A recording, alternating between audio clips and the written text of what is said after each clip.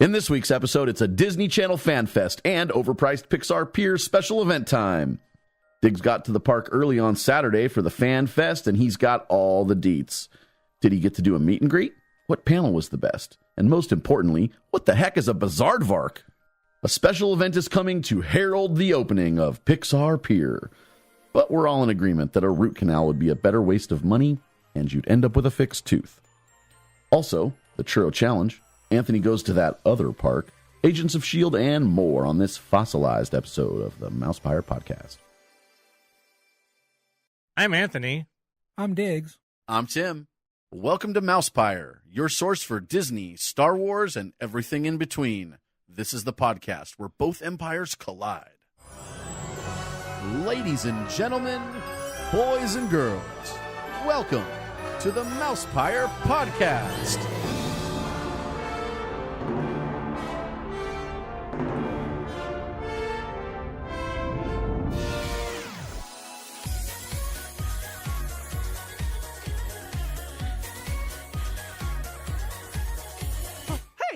What's going on? Uh-oh. The apprentice lives.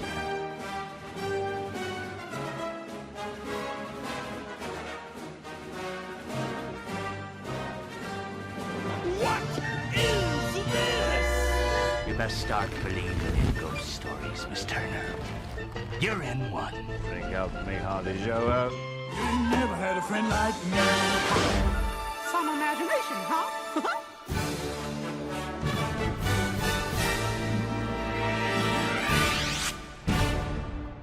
Made you look.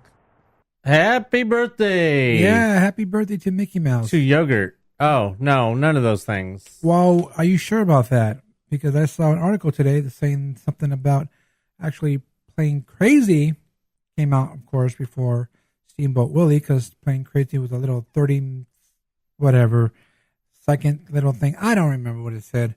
I just saw it real quick today. You know, I don't read. I just saw The only thing I've always known about Playing Crazy was that Playing Crazy was shot first. Right. Before That's Steamboat Willie. Maybe that's what it was. But implying. Steamboat Willie was theatrical first. Yeah. Before Playing Crazy, But- even though Playing Crazy was technically the first Mickey Mouse cartoon created, it wasn't the first to be shown. So it's like, well, what do you go by? Do you go by when it was shown or when it was created? Because if that's the case, if we're looking at like any kind of media, well, we're going to talk about when it was actually created, because that's not what we go by when it comes to media. You go by when it's released. I mean, tons of TV shows are shot out of order. Right. I mean, there's cartoons, especially. There's a lot of cartoons that are released out of order. If there's no recurring arc in a cartoon, it's normal for them to mix up to shoot episodes out of order, or in the production order, it'll have the production order will show a certain order, and then when you look at the release order is different than the production order. But that just means that production may have pre-production or whatever. Production happened to start earlier on another episode that may end up actually coming out after an episode that was started later. But I mean, you know, those things happen. Right. So anyway, unless they find some proof that Playing Crazy was actually shown publicly before Steamboat Willie, you can't say Playing Crazy was first, and you can't change Mickey Mouse's birthday. Here's what Google says. Steamboat Willie, featuring Mickey Mouse, was released on November 18th, 1928. It was the first Mickey Mouse cartoon released, although he had appeared in two earlier efforts, Plain Crazy and The Gallopin' Gaucho. Oh, yeah, Galloping Gaucho. It was also the first Disney cartoon to feature synchronized sound. That's Steamboat Willie. right. So Steamboat Willie was the first Mickey Mouse cartoon. However, Mickey Mouse had been featured in other cartoons 2 times before, Plain Crazy being one of them. So I guess Plain Crazy does come first, but it's not. When they say it's Mickey's birthday, I think they mean the birthday of the first official Mickey Mouse cartoon. No, that's not usually what that means, because That's what Donald's this is birthday. saying. Donald's birthday is the day that the what is it? His first The wise appearance. little hen is his appearance in Wise Little Hen. It doesn't go by when Donald appears in his first own cartoon. It's when he appears in Wise Little Hen. Do you have a date for Plain Crazy? Today, it right? It may have just been like a couple days difference or something. No, it's today, isn't it? I believe it's today. Today is when Plain Crazy That's why I brought this up. Right. I wasn't trying to get to a big old deep discussion, but it's just something I saw real quick, and I kind of glanced at it, but I really didn't read it. And of course, I'm trying to look for it, and I can't find it. Yeah, that's fine. I mean, well, it was today, the 15th, or was the 15th? Was that today? Okay. It was the 15th, also in 1928. So but then they don't do another cartoon for quite a while. Then why do they always celebrate his birthday in? Because I don't think Plain Crazy was an official release. Plus, I don't know. Steamboat Willie is the very first talking. Plain Crazy wasn't talking. It was just eek. Right. No, it says Mickey Mouse sound cartoon, Plain Crazy. He's even the video of it. Oh, that's why they're making a big deal about it, because today was the 90th anniversary of Plain Crazy. Yeah. Oh, okay. Oh, Plain Crazy was shown in Hollywood as a test screening. Two industry insiders failed to get distribution, so it was not even shown publicly. Galloping Gaucho also failed to get distribution as well. So that's why. Third time was the charm. Steamboat Willie, thanks to the talking. Well, thanks to the. Well, yeah. Technically, I could whistle it instead if you like. No. It does say the first screening of Plain Crazy was silent. The soundtrack wasn't added until December of 1928. Right. So anyway, happy birthday to Airplane Guy. Yes, happy first birthday to Mickey Mouse. 90th birthday today. So you could officially celebrate Mickey's birthday anytime between now and November 18th. Pretty much an annual thing. Right. So at the end of the birthday, they give out buttons. Hey, so we're back here at the palatial MousePIRE studio, a.k.a. my house. Refurbishment is complete. Yeah, it is. I was given warnings when I got here. Were you given warnings? Yes. Uh-oh. We were given warnings. Yes, they are been given warnings. They will be banned from the studio if any damage befalls my new wood floor, my new fake wood floor. Faux wood. So we're not allowed. So we're not allowed to fall on the floor. What you're saying? Oh, you could fall on the floor. You said befalls. Yes, the floor has been replaced. No more dropping food. Gross, ugly. No more dropping food and not caring about it and just rubbing it into the carpet. No more picking your nose and just flicking it on the ground. No more ashing. I always flick my pipe nose, and just dropping it on the ground and stamping it into the carpet. Dirty. So yeah, you smoke a pipe? How sophisticated. Well, you know me. I usually flick my boogers right at you, whether you realize it or not. Kind of under the table. Hey, woo! And then I've added some artwork to the walls to kind of spruce up the place and make that way you're hopefully not looking at the gross walls. I miss the boxes in the corner. Yes, the wall of the wall o boxes is gone. Whoa, wait a minute. Where are all the lightsabers? Oh, they're in the room. They'll return shortly. You should just hang them on the wall there in front of I plan on hanging them on the wall, but I just need to get a hanger. Darth Vader? Yes, I got some hangers at home. Can I make a suggestion? Well, I'm going to use one of those broom hangers. Oh, okay. The kind with the little rollers that when you stick the broom in there, the roller kind of rolls in on itself to hold it. But I haven't been able to find one. I went looking yesterday everywhere, and all I could find was this stupid one at Target that only held two brooms. It was two individuals. It was like each. How small a house would you have to only have two brooms? I know, seriously. and it was $12. It was $12 for. That's way too much for someone. Like cheap for as you. $12, I could get probably the one that'll hold six brooms. Well, can I make another or at least suggestion four. since you're having trouble? What? You tried Amazon? No. Or what? That's number one suggestion. Number two is I know that the one that I have that's the same as one you have, the Luke Jedi green saber. Right. I know that has like a triangular clip on it. Right. Do your other sabers have hanger clips? Only Vader. I've done that before. I know exactly what you're talking about. Because what's good is you can get these things that are like they're for like hanging your keys when you get home, and you can just hang it right on there. Oh, I used to have one of those, those big curved ones that you stick in the wall and then it curves back up into itself. Oh, that's cool. One of those. I used to have one of those at my old place, and I used to have my Vader one hung up on the wall with that. Yeah, those ones with the clips you can hang easily, but the ones that don't have clips, not so much, and you have to kind of, do some Mickey Mouse, bringing it back to that. Taking it back to the old school. So, yeah, we're back here. Tim has to be monitored to make sure he doesn't drop food on the floor. I'm going to, I told him I'm going to get one of the pebbles. I'm going to stick it in my shoe, like in the crevice, and then I'm just going to scoot around on the floor. He's not amused. He's not at all amused. Don't say that when his mom's here. I know, right? That's 5 across the eyes. I have a feeling that Exactly. he's going to be more sensitive about his mom. She's going to get the jokes, and he's going to be not having it. Yeah, I'm going to be real protective of this floor for a long time. Only because you almost cut your fingers off. That's I know, true. only because I almost cut my finger off on the piece that's in the very corner that you can't even see because it's underneath that cabinet. You're still wearing a Band-Aid? Yeah, because of how I ripped it back open at your house that day. Oh, it's my fault. Well, no, it's not your fault. I'm just saying because I ripped it back open at your house that day, it's taking twice as long to heal now. It's almost there, but I'm still wearing a Band-Aid. It's been a week and a half. Just let it breathe, bro. Let it breathe. Oh, I've let it. Don't worry, I've let it breathe. It's like fine wine. Even when it's even the color of it sometimes.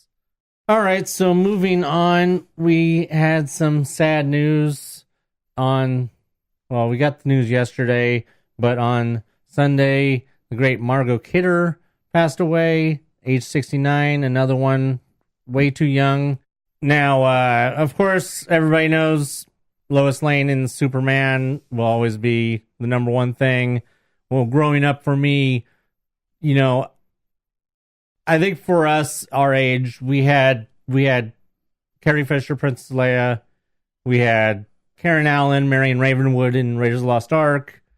And then, of course, Sigourney Weaver as Ripley.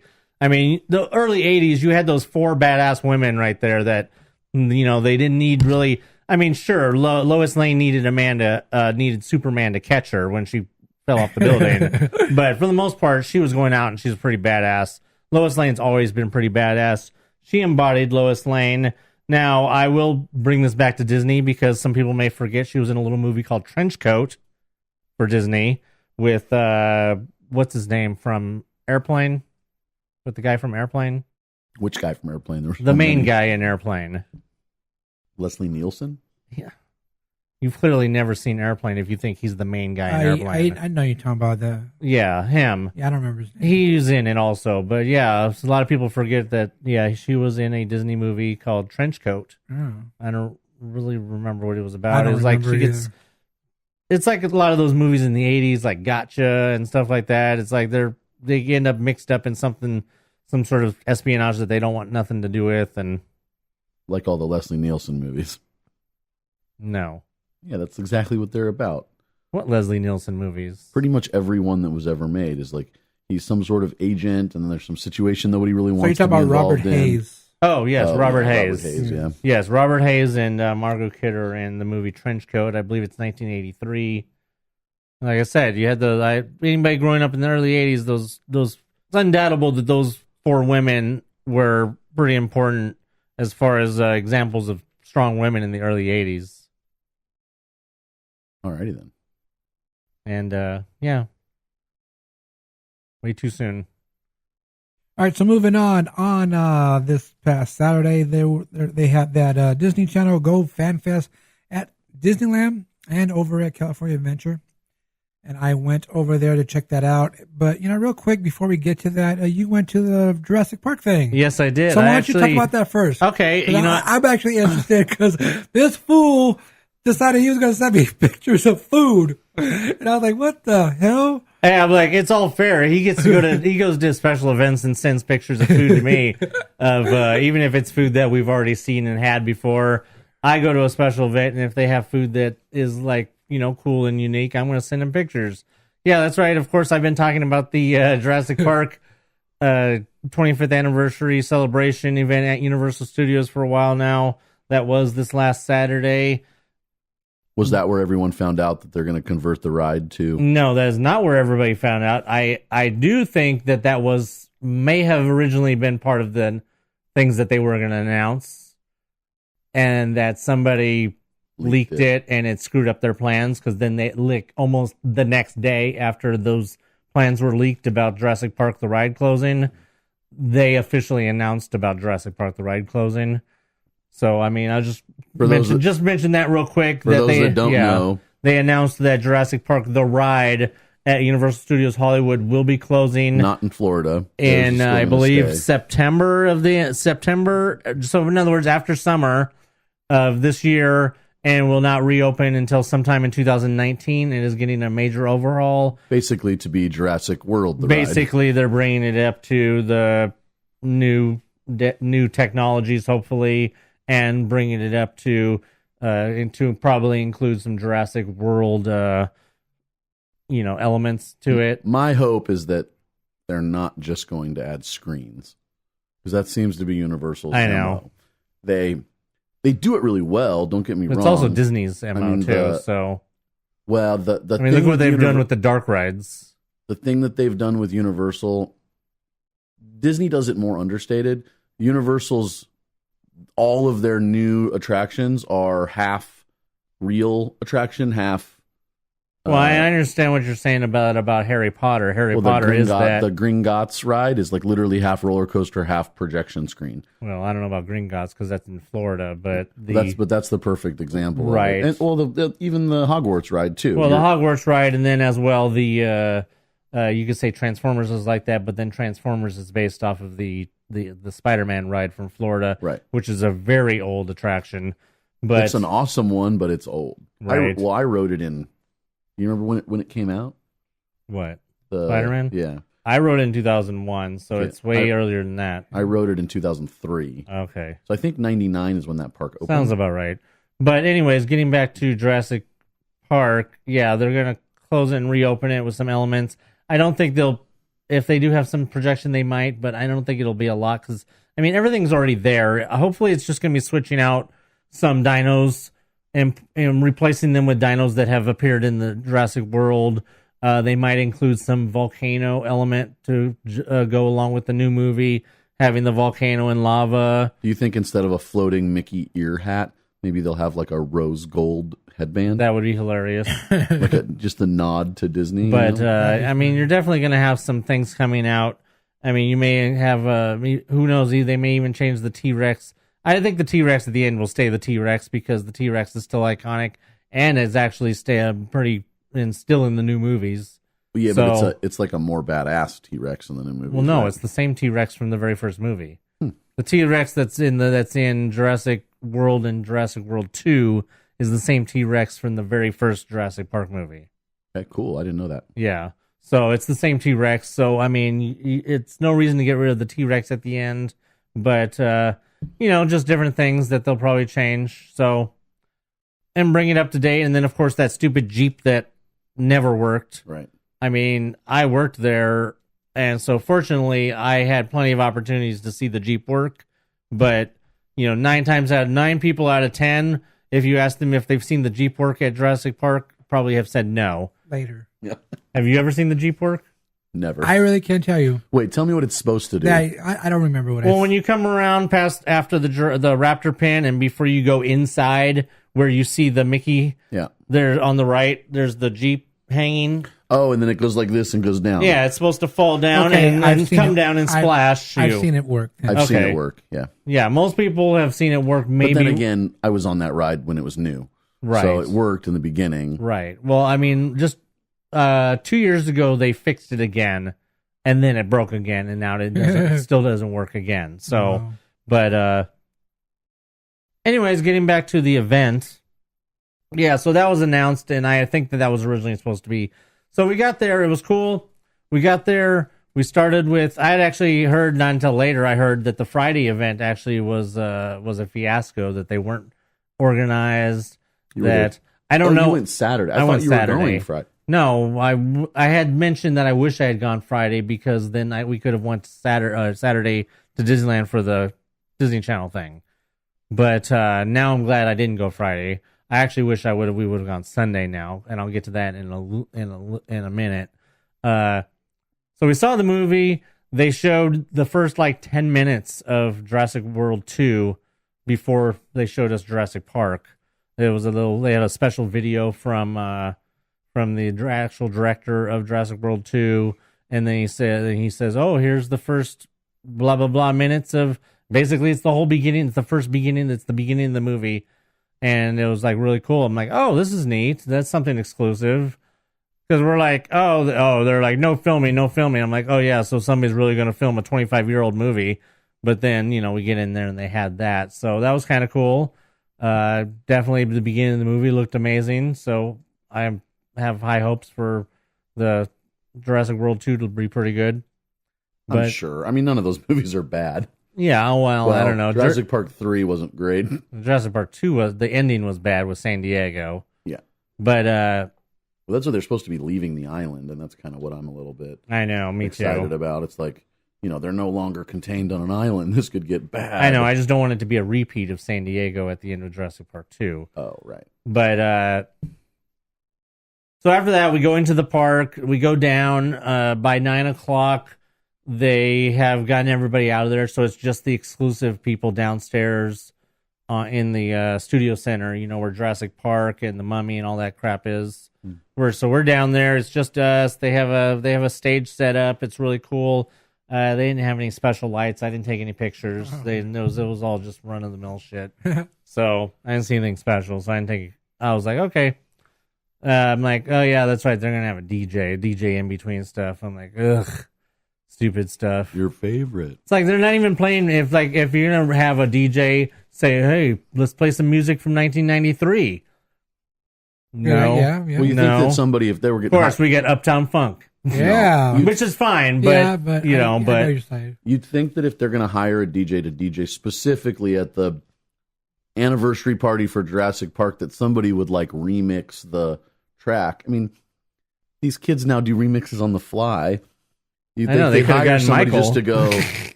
you say that almost as a joke, but somebody that could just figure out how to mix the into a beat, and then everybody would go nuts. They'd think it's awesome. But right, I agree. But then the people that are there are not the kind of people that really care about the kind of music this guy's playing. They're people that would rather be hearing music from 1993. Right. So it's like, I wanted to hear some Ace of Base. There you go. He saw the sign. Uptown exactly. Funk gonna give it to you. Yeah, that was fine, but you hear that everywhere, so it's like you expect to hear it almost nowadays. But it was cool. They had some extra photo ops set up. They had the food, so let me get to the food real fast. We go ahead and go into the food. We know that they're gonna have themed food. We don't really know what it is, so we go in there and I see people walking down. They got this little dome, this little round globe, clear globe with something in it. And I'm thinking, okay, maybe it's a dessert or something. Maybe it's supposed to look like the gyrosphere from Jurassic World or something like that. But then I realized, no, it's supposed to be inside of an incubator, and it's an egg sitting on grass. That's cool. And I'm like, oh, cool. That's a neat, Jurassic themed dessert. And I'm like, okay, well, as long as it's exclusive, so I get it. Not exclusive.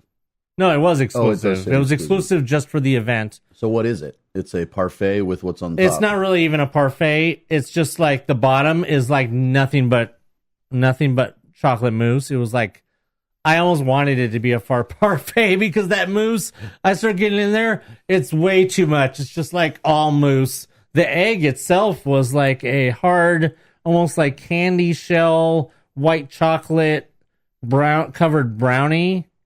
Was what the egg was, but it was just way too much mousse.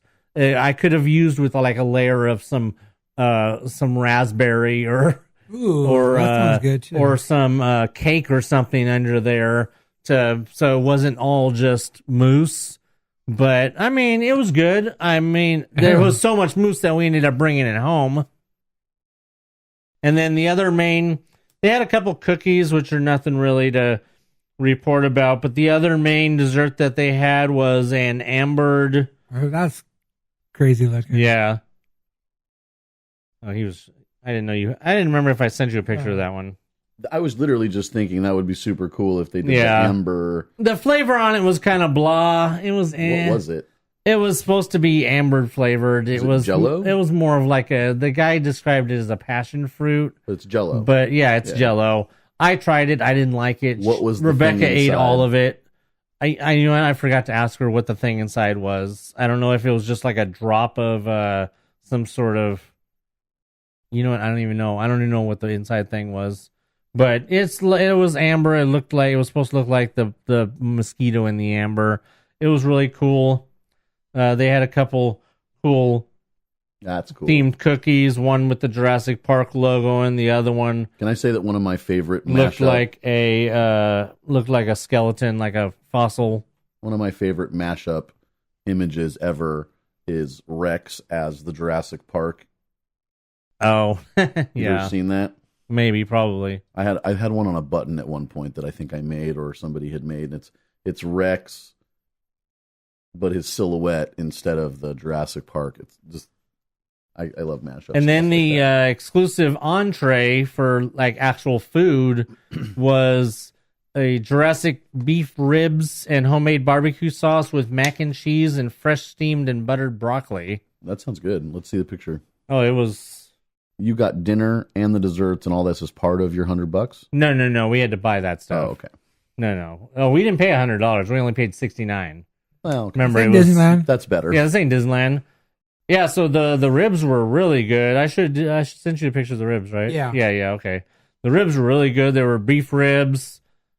I thought the price was really good. I mean, you get two big old huge beef ribs and then two sides, $18. I thought it was a pretty good price. But it was, it was really good.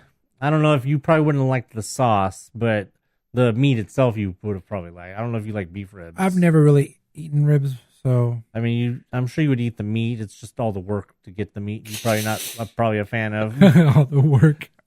Well, if I don't have to kill a cow, it's not that much work, right? I was just talking about like having to eat it off the bone and yeah. all that stuff. You know, Yeah. beef ribs are a pain in the ass to eat, Yeah. but you know, these were really good. Like I said, the flavor was good. The macaroni and cheese actually felt. I think there was some sort of premium cheese in there. It definitely had more of a gourmet taste to it. And the broccolis was surprisingly amazing. So that was cool. Then they had a filmmaker panel.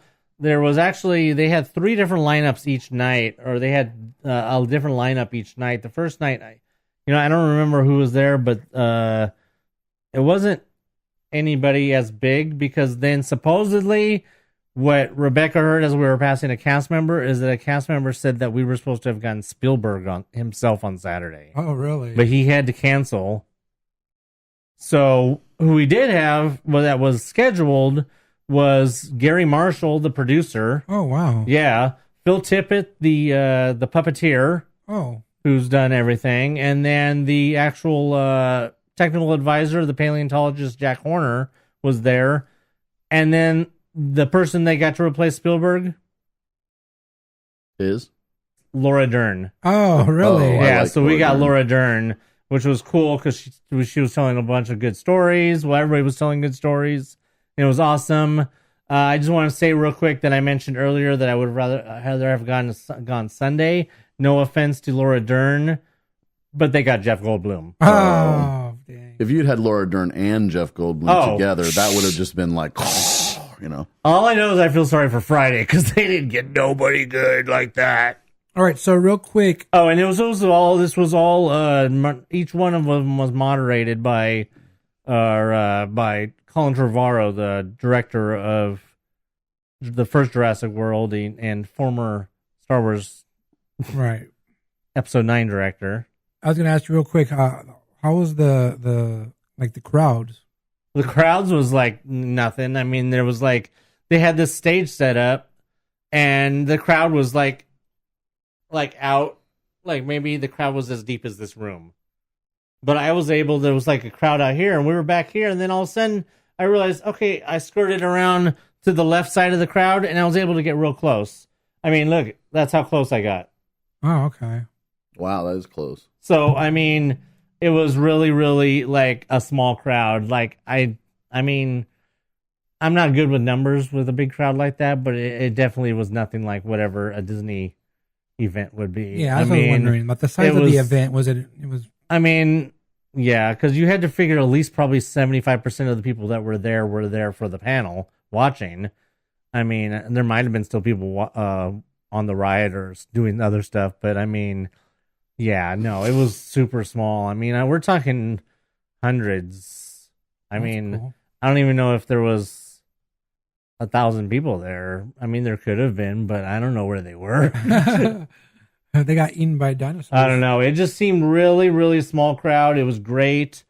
I thought it was awesome. They had a lot of cool signs set up for different things that were like the signs from the park. Oh, cool. That's cool stuff. Yeah, and then they had a whole, in the end, the very back of the Jurassic Park ride queue, they had a whole like museum archive set up with a bunch of props and models and photos and stuff like that. What makes that look at that phone, wow. Yeah. What makes this neat to me is that the original Jurassic Park as well as the new one are basically based on theme parks, and this is happening at a theme park. Right. That's what makes it cool to me. It's like double theme park nuance, you know? Right. So they had a lot of cool costumes and like I said, storyboards and all kinds of cool stuff.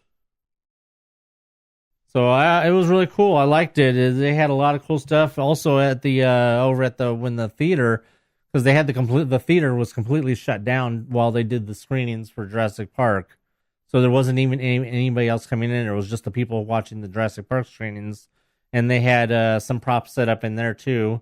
So they had a lot of the big old props section, and then after the props in the archive section, they had a whole nother section with a bunch of like multimedia, like they had Mondo and Mattel, and like they were where you could get the games and stuff, because like they have that game coming up, Evolution, which is the one where you could build Jurassic Park. Oh, cool. It's like that one that they had on the computer in the PS2, I think, way back in the day, called Genesis. Interesting. And that was really cool. They had some more photo ops in the back there with a Jeep and one of the gyrospheres and stuff like that. It was pretty awesome. I mean, I had a great time. I mean, it was 100% worth the $69. I mean, even if I did have to, I mean, the only other expense I had was just to pay for parking. Yeah. I mean, that's the one thing that I had to pay for that I wouldn't have had to pay for if I had gone to a Disneyland event. But to me, I mean, I haven't gone to one of the two Disneyland events, but I mean, you've gone, but I would say that there's no way that this wasn't well more worth the $69 than any of the Disneyland events that have been $99. Well, yeah, the ones so far. I mean, what has there been? There's been the electrical there's the parade. Throwback. I'm talking. Well, yeah, if you want to include all of those too. Yeah. We've talked about it here, I think, before. We did the Tower of Terror Goodbye. Yeah, the Goodbye one, because that's always been Brittany's favorite attraction, and we did it as like part of her Christmas present since it was closing a few days after. Anthony's showing a picture of one of the pterodactyls and making a pterodactyl sound. Yeah. So, anyways, I thought it was great. I mean, to me, Universal is just kind of like me and Universal have a special relationship because I spent 5 years working there. This year is the first year ever since December of '97 where I haven't had some sort of connection of getting into Universal, because I've always known somebody who worked there. Right. And I mean, all the people that I've known are gone now. So and I didn't expect to go back there. So it was kind of, plus to be able to go back there. And the rides on the lower lot were open, but we didn't go on Jurassic Park. I'm like, I don't really need to say goodbye to Jurassic Park. Plus, it was pretty cold, but we did go on Transformers just because, it was cool to go on Transformers and just walk right on the ride. Did you do the Mummy? I like the Mummy. No. I like that ride. It's all right. The Mummy in Florida is even better, too. It's similar, but just a little bit like more intense. Cool. Well, like I said, on Saturday, I was at Disneyland for the Disney Channel Go Fan Fest. my plan was to get there at a rope drop. You're a rope drop. I tried to drop the rope, but not early enough, apparently. not early enough, exactly. I can tell you for a fact that I was in Toy Story parking lot at 8:30.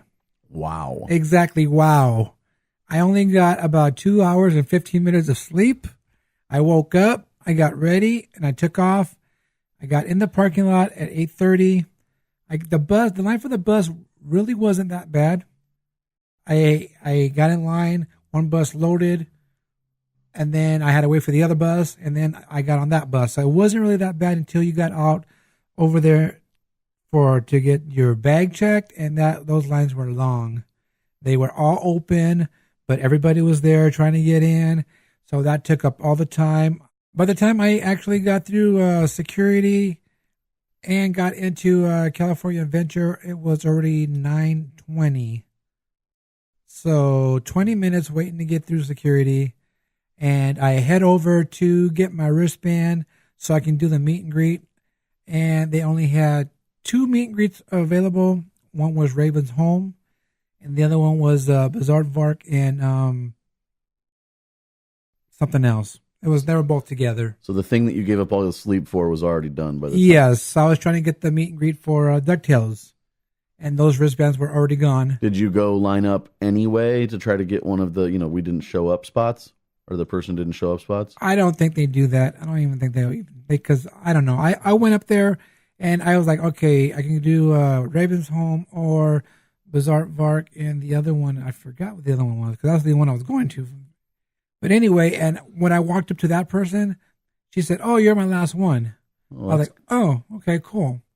But then I found out that meet and greet was at 2:00, Which was the same time as the DuckTales Live panel. Yeah. So I was like, "Oh, okay." Guess I'm not doing that. Yeah, I'm not doing that one. But so I'm guessing that they only had spaces for 70 people for the meet and greet. Wow. Each. Because that's a lot. I think that's a lot. Too. Yeah, because she said I was the last one, and I noticed my wristband had 70 on it. Oh. So I'm guessing they only had 70 for each meet and greet. That seems like a lot. It seems like it would take a long time to get through 70 people. Well, probably. No. Well, I mean, I think so because 70 people is a lot of people. Well, you got to keep in mind most of them are. I was expecting it to be no more than 30. Actually, well, if you think about it, 70 people really is 30 people because they're all in groups of 2 or 3, and then they maybe. I mean, if they're in a group, if each one is in a group of 2, then that's 30. That's 35 photos, and that could only take about 35, maybe 40 minutes. Maybe. So you missed the meet and greet, but what you didn't miss was the panel. Yes, and that's what I'm excited to hear about. Well, we're not going to hear about that yet because after I went to get the wristband, and I went over to Disneyland, and I was getting ready for the little cavalcade they had. The what? The little parade. Oh. So they had a little cavalcade of all the Disney stars, and of course, the very first one to come out was Mickey Mouse. Yay! Well, because he's the biggest Disney Channel star there is. He's in that Playing Crazy, I believe. Yeah. Oh, okay. So yeah. Anyway, he came out. They had just the Main Street vehicles come out. He was in a special vehicle, of course. This is the one that doesn't go through the parks that you can ride or anything. And then behind him was the fire engine with Launchpad and Scrooge. Let's see, Launchpad. They're on there, and then the cast of Raven's Home was on there as well. And then just if I was a Disney Channel star, I would be bummed to be outshined by all these costume characters. They had these dancers out there dancing and stuff like that. And later on, these dancers were over at DCA with their little flags and talking to guests and things like that. But during the parade, they had, of course, a double-decker bus. They had Bunked. That's the other one, Bunked. That's why I was going to Bunked. And they also, so that meet and greet was Bunked and Bizaardvark at the same time. Because they both start with B? Yes, alphabetical order. So the cast of some of the cast of Bunk and Bizaardvark were on the bus, the omnibus, and then you had Andy Mack came out to And then Stuck in the Middle, and they had the Zombies and Freaky Friday cast. I think it was one person from each of those. And then the very last float, well, not float, but the very last vehicle was the cast of DuckTales. Woo! Yes. So it was pretty cool. You guys can go over to our Facebook page and you can check out all those pictures I posted from that. I was over by It's a Small World. I think that's a very good viewing area. For that, yeah, for something like that. So I got pictures from there.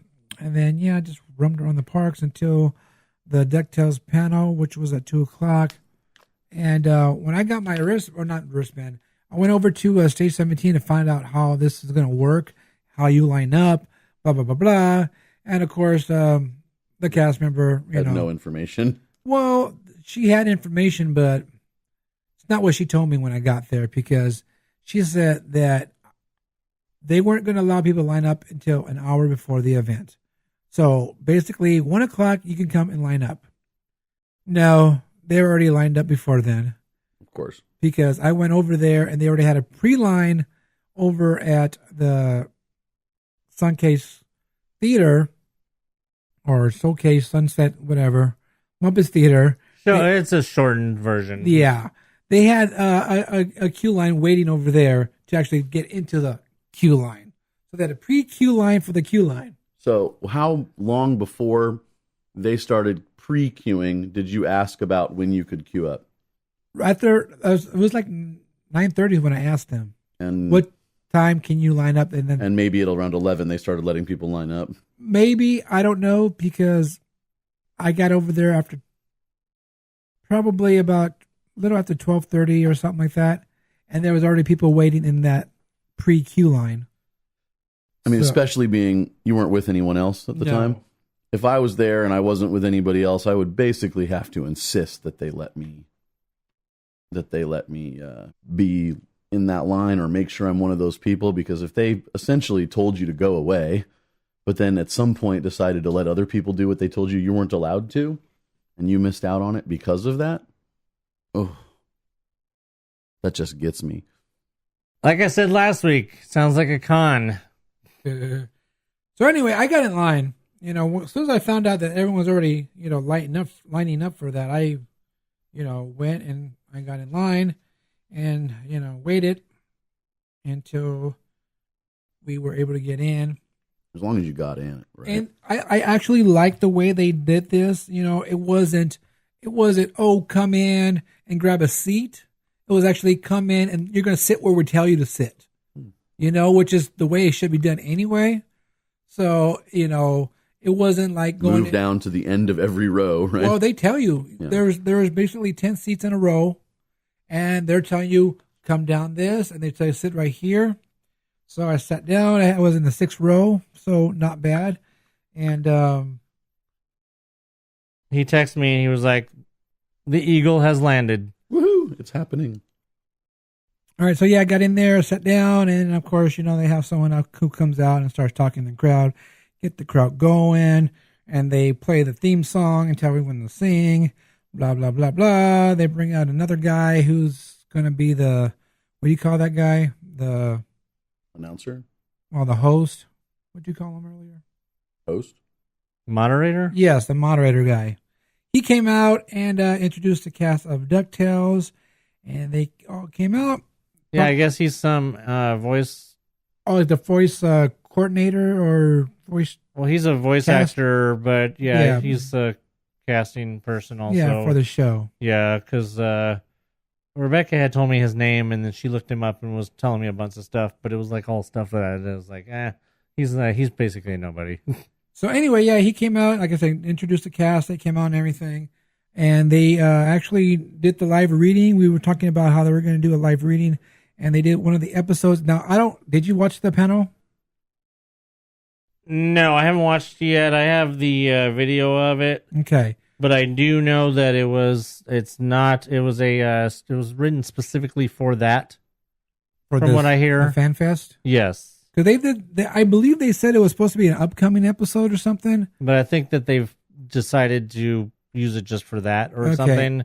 I'm not sure. we'll have to keep an eye out if that seems familiar in an upcoming episode Right. or not. They may rewrite it to make it slightly different. Yeah. I do know that the name of the writer who wrote the episode or the script that you watched was Colleen Evanson, who is one of the writers on the show.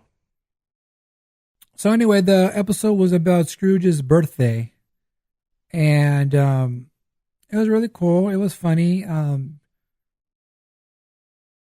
I really enjoyed it. I had a great time. I mean, Anthony and I, we went to go see Casey Undercover do a run through before they actually filmed the episode. So being there and watching them, do that was really cool. But it was just it's a little different because it was basically the same. The moderator is telling us, setting up the scene, just like when we were there at Casey Undercover. The director was setting up the scene, and action, and they go. So same thing, but just a little different because the cast of DuckTales is just funny, and they just kept doing things, they're saying stuff, and then just cracking up. One of the actors had a keytar that had different sound effects on there, and he just kept pressing the sound effects saying "Happy Birthday." He just kept pressing it over and over. So basically, he was supposed to press it once, get the little laugh. He just kept pressing it over and over and over. And the actors are trying to do their lines, and they're just making him laugh, or they're laughing because of what he's doing. And then, I don't know, it was just really cool. If you guys want to check it out, go to Facebook and go to Disney Channel Facebook page, and they have all the panels on that page, so you can check those out. If you guys are fans of DuckTales and really love the show, you will really enjoy that. I had a great time. I thought it was awesome. According to a tweet from another one of the writers, Madison Bateman, she said, "Today's table read of DuckTales, blah, blah, blah. Thanks to all the fans, our talented actors," and she thanks the other person who I said wrote the script. She said she that she rewrote the script innumerable times for the event. But then she closes the tweet by saying, "Can't wait for you to see the actual episode." Okay, then. So that's cool. It will most likely be then. That means it's an actual episode that's coming up. But I wouldn't be surprised if there's some dialogue that gets rewritten. But since it was just kind of like a small, only you guys saw, right? Well, even though it was live streamed, it was streamed, and you can still watch it now. But yeah, I'm sure there's some jokes that'll probably be rewritten. Right. But other than that, yeah, it was just one scene. Does it seem like it was a whole episode? Yes, it did. It did. Okay, so it was a whole 22 minutes. Yeah, it seemed like a whole so episode. That's cool. Yeah, it's really cool. I enjoyed it a lot. David Tennant as Scrooge is awesome. I've seen DuckTales, and you hear Scrooge, and you're like, okay, whatever, Scrooge, But to see him actually do the voice, you're like, oh wow, it's awesome. And he also did Gumgoat's voice, because they had a scene where he came out. And that was really cool.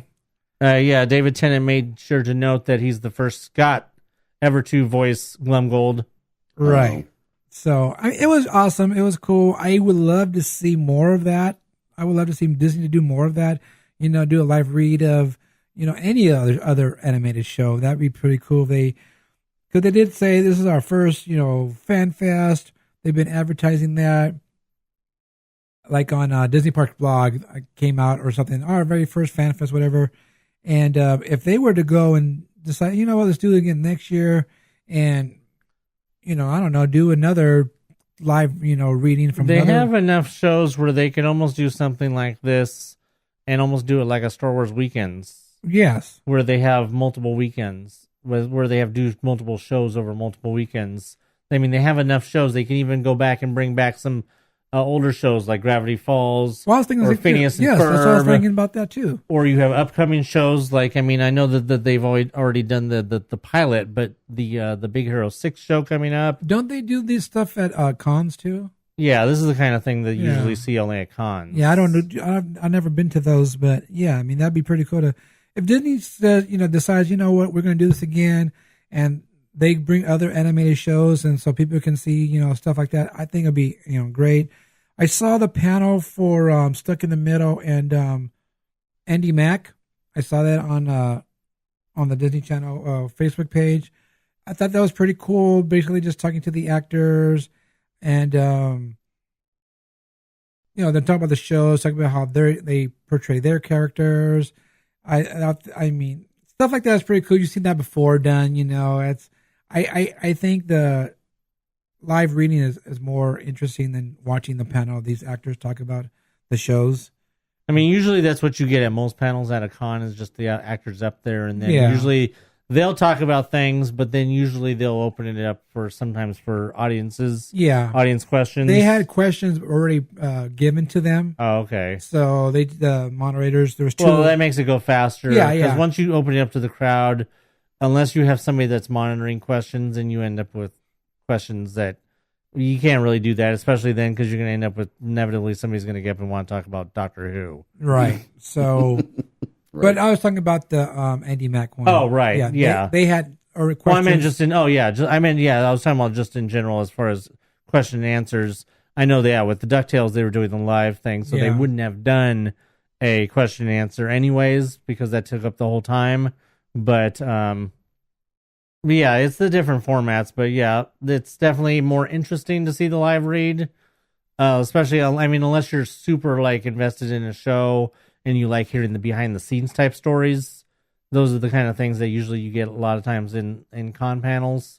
But I mean, where they weren't really doing anything like that, talking behind the scenes type stuff. No, that's usually what I like to hear is behind the scenes stories and things like that. Well, remember on that one episode, blah blah blah, this happened, things like that. Yeah, on the Andy Mack panel.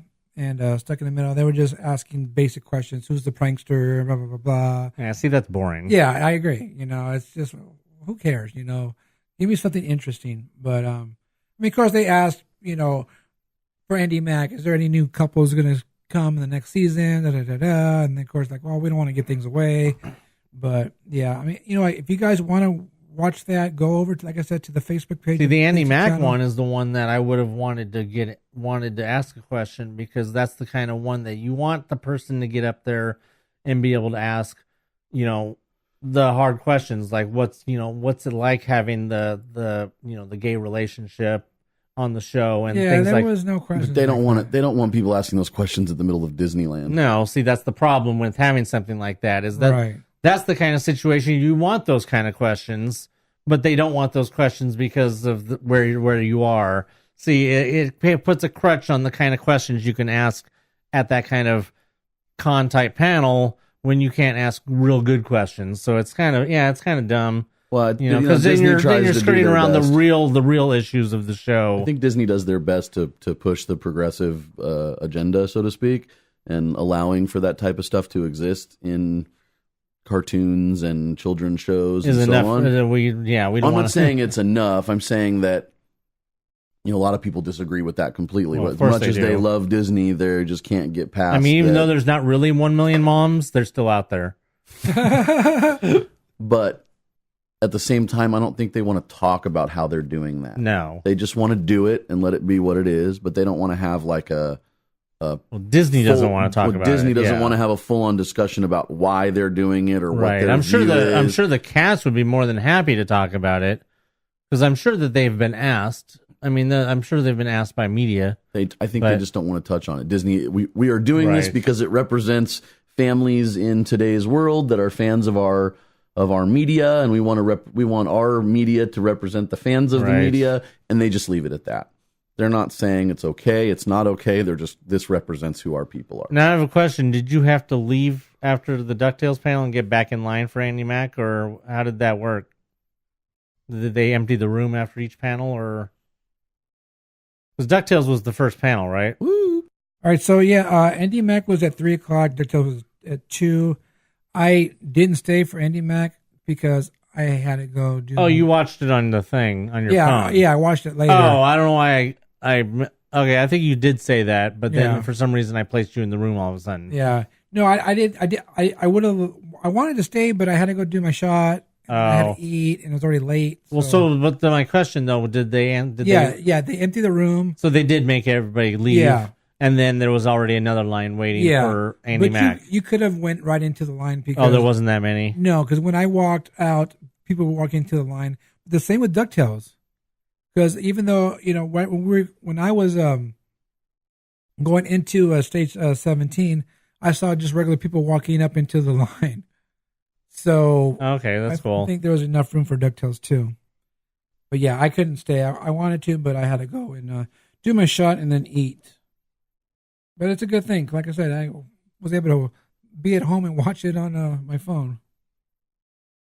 But I just want to say, I think the event was awesome, and Disney should do more of these, like I said, and do more of a live reading of other. They seem shows. to, despite kind of crapping on the pass holders, they do seem to want to bring more events to DCA. Yeah. I mean, you got the food and wine, you got Festival of Christmas, Festival of Holidays, Festival of Fatness. You got Viva Navidad. You've got Lunar New Year, which has been expanded.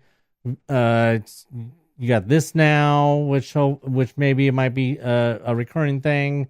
You got all these different festivals, events, kind of things going on at DCA that they're making an effort to create more and more things to do at DCA. Whereas people always complain that there's nothing to do at DCA, even though that's complete bullcrap. Because there's plenty of rides. I mean, you can spend half the day staying in line for Radiator Springs, obviously. So I mean, but so it's like, it's nice that they're bringing in things, but I hope that it is something they decide to bring back, and not like some things where they just abandon it after one time. And I hope it'll be more like maybe they'll add some. They don't need to add any food, but I mean, well, I think it doesn't hurt to add food. Yeah, but I think it would also be better if they added more to it. More. Well, maybe, like I said, make them like a Star Wars Weekends thing. Maybe like multiple weekends or something like that. I mean, yeah, because then you will have that just gives them more opportunity to make more money. Yeah, exactly. More people. Oh, I want to go to this. I want to go and stuff like that. But I thought it was cool, and hopefully they will bring it back and do it again, and have more activities you can do, and maybe more table readings. That'd be pretty tight. But speaking of DuckTales. Blather and Blatherskite. Hey, don't call me that. Oh, sorry. I thought this was a family program. Oh. That's a secret code word. It's yeah, like Shazam! So, yes, kind of. So, yeah, DuckTales. Well, speaking of DuckTales, we started off our evening by... We watched DuckTales before together. This because I wanted to make sure that everybody had seen it. I was a little upset we all didn't hold hands, but... Yeah, I'm sorry. Whoa. I wanted to make sure that they all saw it because there was a very big spoiler at the beginning. That was a huge, huge surprise. And that is the return of Darkwing Duck. Yes. Sort of. But we got dangerous. Spoiler alert. We're not going to hold back on this one like we did with the Avengers. Well, no, that's different. It's a TV show. They bring Darkwing Duck into the show, but only in the way that one of the kids is watching the Darkwing Duck show. Right. So it's a TV show that exists in the Duckverse. It's a TV show that's introduced as a favorite of Launchpad's, which of course is fitting because he was in Darkwing Duck. Right. And it's introduced as a plot point, basically, to introduce the Darkwing or Launchpad's frame of mind, so to speak, going into this episode. But I do believe that this is not. I do believe this is not the last we're going to see of Darkwing Duck. Of course not. We'll either see they made a point to call out the actual name of the in-world actor who plays Darkwing Duck. So either we're going to end up seeing him somehow, or I still say that depending on the reaction, there's still a possibility that we may get a actual Darkwing Duck reboot at some point. I've been thinking which about would be this amazing. Since we watched about an hour or so ago. My thinking is that they're going to do one of two things. They'll either introduce Darkwing in the way that it's like this, maybe the washed up actor is trying to be Darkwing in the current Duckverse, or they'll do a la the Goldbergs situation where they go back to the 80s and the show will consist of that actor making the show and maybe being Darkwing in real life at the same time. But in a throwback version of the Duckverse. I don't know. Diggs keeps laughing every time I say Duckverse, but how else would you describe it, right? It's the Duckverse. Well, now that you have put Darkwing into the Duckverse. DuckTales universe. Just say Duckverse. Yes, Duckverse. Then, yes, now they are officially. But, now I forgot what I was going to say. It kind of reminds me of, I don't know if either of you guys remember, but there was an episode of the Batman animated series called Legend of the Grey Ghost, I believe, or something like that. Seen it. And Bruce Wayne had this old, serial. It was a movie serial about a character called the Grey Ghost, which was very much like a cross between Batman and the Shadow, or something like that. Not the Shadow, the guy that talks like what's his name? Solomon Grundy? No, Solomon Grundy. Alec Baldwin played him in the movie. Nonetheless. Anyways, like those radio shows and stuff. Anyways, in the original, in that episode, the Grey Ghost, somehow the Batman has to help the actor who was the Grey Ghost because he's been accused of something. It's been a really long time since I've seen the episode. I need to watch it again. Somebody who has seen the episode is probably like, no, you're stupid. That's not how it goes. But the actor who was the Grey Ghost was voiced by Adam West in the episode, and that was really cool. Well, that's a nod of the hat. Right. So I keep thinking of something like that where maybe something's going to happen and, they're going to have to help the actor who played Darkwing or something like that. I do have a little quick clip here of course, in case, if you didn't figure, the original voice of Darkwing Duck, Jim Cummings, did return to voice Darkwing Duck, and the people who work on DuckTales, and the people that work on DuckTales were, they were very giddy to have him in the recording studio and have him, doing his thing. I am the terror that flaps in the night. I am the licorice jelly bean in the candy dish of crime. I am Darkwing Duck. And I've got to get a shorter intro. Let's get dangerous. Oh, too dangerous! Too dangerous! Let's get dangerous. Cool. I like it. So that was real exciting. And then, of course, not to put it short, but we all get spoiled with Darkwing Duck at the beginning. I know. And then Lin-Manuel Miranda Is Gizmo Duck. which, of course, he doesn't even get named until like 3/4 of the way through the episode. Then he finally says what his name is. Fenton Crackshell Cabrera, because of course he is now Puerto Rican Duck. Fenton Crackshell, Puerto Rican Duck. So his last name is now Fenton Crackshell Cabrera. Yeah. And he is a kind of a brownish duck. Yes. He's not a white duck, that's for sure. He's definitely not a white duck. I actually don't remember what the original Fenton Crackshell looked like.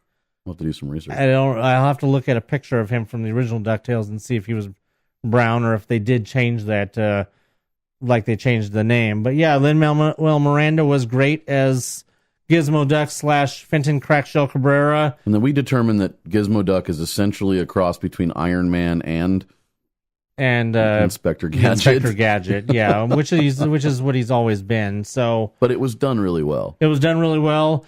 They did it. He's credited as being both voices, so he was doing two completely different voices. He was doing more of a mild-mannered voice for Fenton Crackshell Cabrera, and then he was doing a very heroic voice for Gizmo Duck. Now, I thought that the Gizmo... Well, you're talking about the suit voice? Yeah, the suit voice. I thought that the suit voice sounded like a deep robot voice. Right.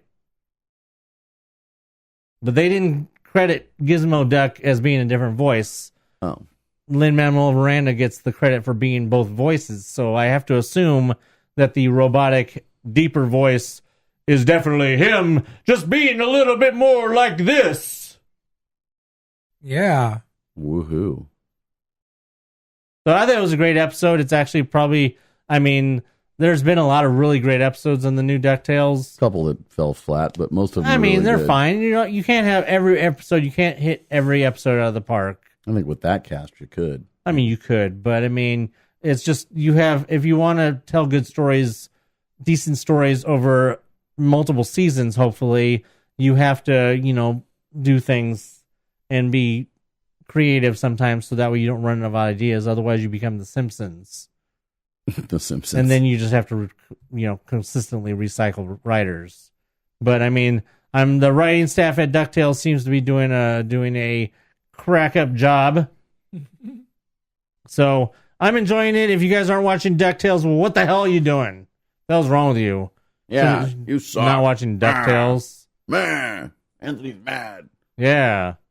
Anyway, so yeah, Anthony's having a little rant over there about people not watching DuckTales. But what about this rant over here, Anthony? About the Pixar Pier premiere. $300. Yes. What? So I think that they're just testing the waters. All right, Basically, before we start with that, let's talk about give us the particulars. The particulars are. I like how wait, hold on. I just really want to say real quick that so many people were like, where do you keep finding that price? It took me all of like 2 clicks to find the price once they posted it and didn't put the price. I'm like, here, let me click here. I don't think it's that not they here. wanted to make okay, it. I'm going to click here. Oh, there's the price. It took me all of 2 clicks to find the price. There seems to be everybody and their mother on Facebook. Where'd you find the price? I couldn't find the price. Well, click buttons. That's what they're there for.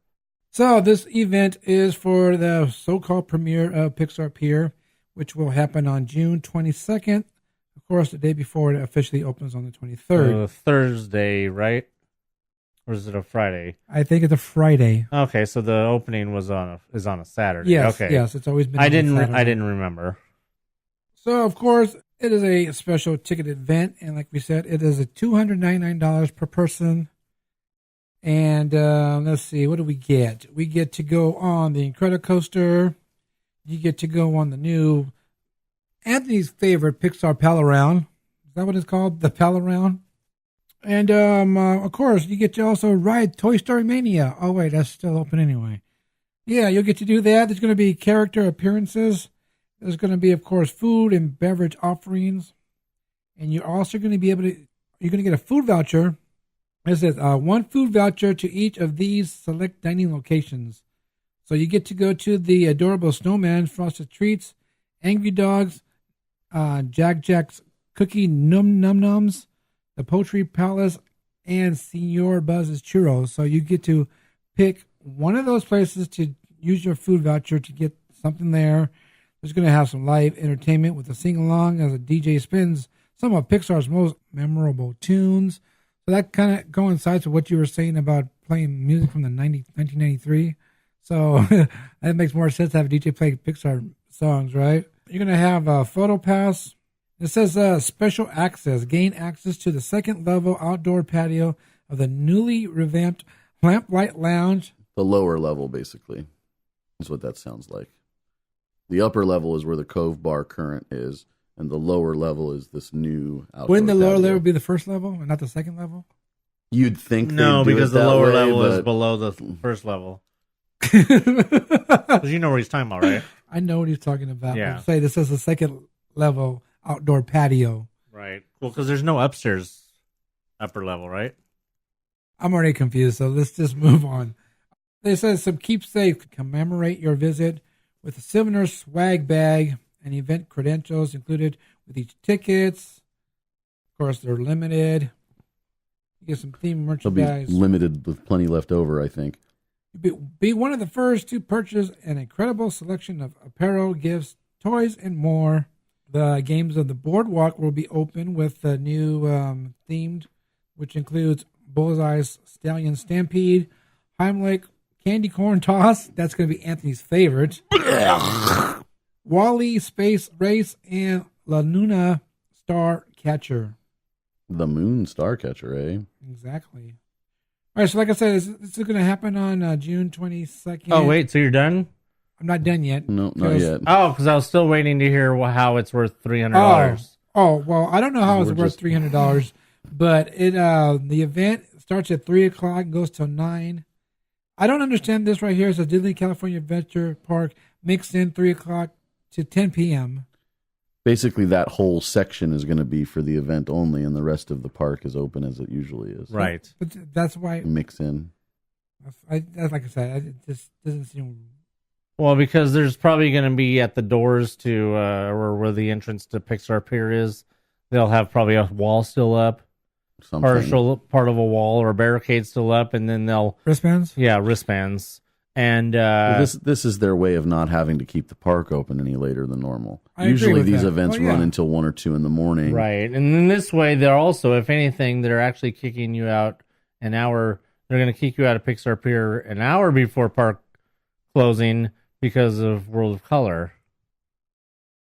Because the park closes at 10, the event actually, they're going to kick you out of Pixar Well, the Pier event itself is at 9. They kick you out of Pixar Pier at 9. I don't know if you saw that. Oh, so that means they can have the regular World of Color showing at like 9:30. Yes, they're going to still have the regular World of Color Interesting. before closing because they're going to make you leave Well, it just keeps getting Pixar better Pier and better. at 9 p.m. So you're actually only you're only going to be allowed into the Pixar Pier section from what basically the 3 to 9. Which, granted, 6 hours should be more than enough time to do 3 attractions. to do 3 attractions and eat some food, but that's not the point of the. I mean, sure. Listen, they're going to give complimentary parking here with premier event tickets, including standard I parking. know. I was actually very surprised. Did you mention the parking? He didn't No, get not very yet. far yet. But real quick, the actual World of Color is at 10:15 on that day. Okay, but After park closes. Oh, but they're still kicking you out at 9 o'clock. Yeah. So it's like, yeah, I was actually very surprised that they included parking. I was actually, whoa, hey now. But it's still, it's funny how we were complaining about how the Disney After Dark events, the Star Wars Night and the other one, were, you're paying $99 for only basically like 4 hours in the park. And now that they're like, oh, well, if we add 2 more hours, we can add $200 or more. I mean, this just keeps getting better and better. I know it does, because I just before we go into a rant about the price. Well, I don't even want to do that. What I'd like to do is read the 9 short comments that are on hold the on. Disney Parks blog. Before you get to that, did you have anything else to? No. I just want to say one thing real quick. They mentioned swag bag, and they mentioned food vouchers. Well, that's now cool. you know that I went to that Disney Parks blog event for Halloween. And that was free, and I got a swag bag, and I got food vouchers. Right. I didn't have to pay $300. I didn't have to pass go or Maybe that do was anything. maybe that was their way of testing it out. Because it was free. It was just a Disney Parks blog event. This is very similar to the first comment here on the Disney Parks blog for this event. It says, last year we went to the AP previews of Pandora. The price was free. Parking was included in my pass. Photo downloads are included in my pass. And I bought lunch at Satuli Canteen for $15. Bless you. So needless to say, we won't be attending your overpriced event. That's by Charles. The second one by Mark says, sounds like a great value. I'm going to go so far as to say that that's a plant comment. Third one, super sarcastic. yeah.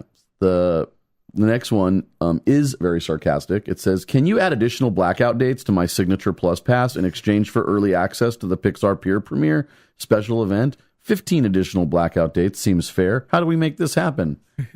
Was that you? No, it's really not. It's really clever and funny, though. The next one says, hi, this sounds cool, but for those of us who don't participate when we'll be in the parks that day, does that mean we won't be able to ride Toy Story Midway Mania until June 23rd? That sounds like a plant comment. The next one is $2.99 per price the accurate ticket price? The next one says, was there a typo in the ticket price? It shows $2.99, and I know there's no way that Disneyland Resort would charge basically 1/3 of the signature annual pass amount for early access when Cars Land was free. Did you guys mean $29.99? Well, they didn't mean that.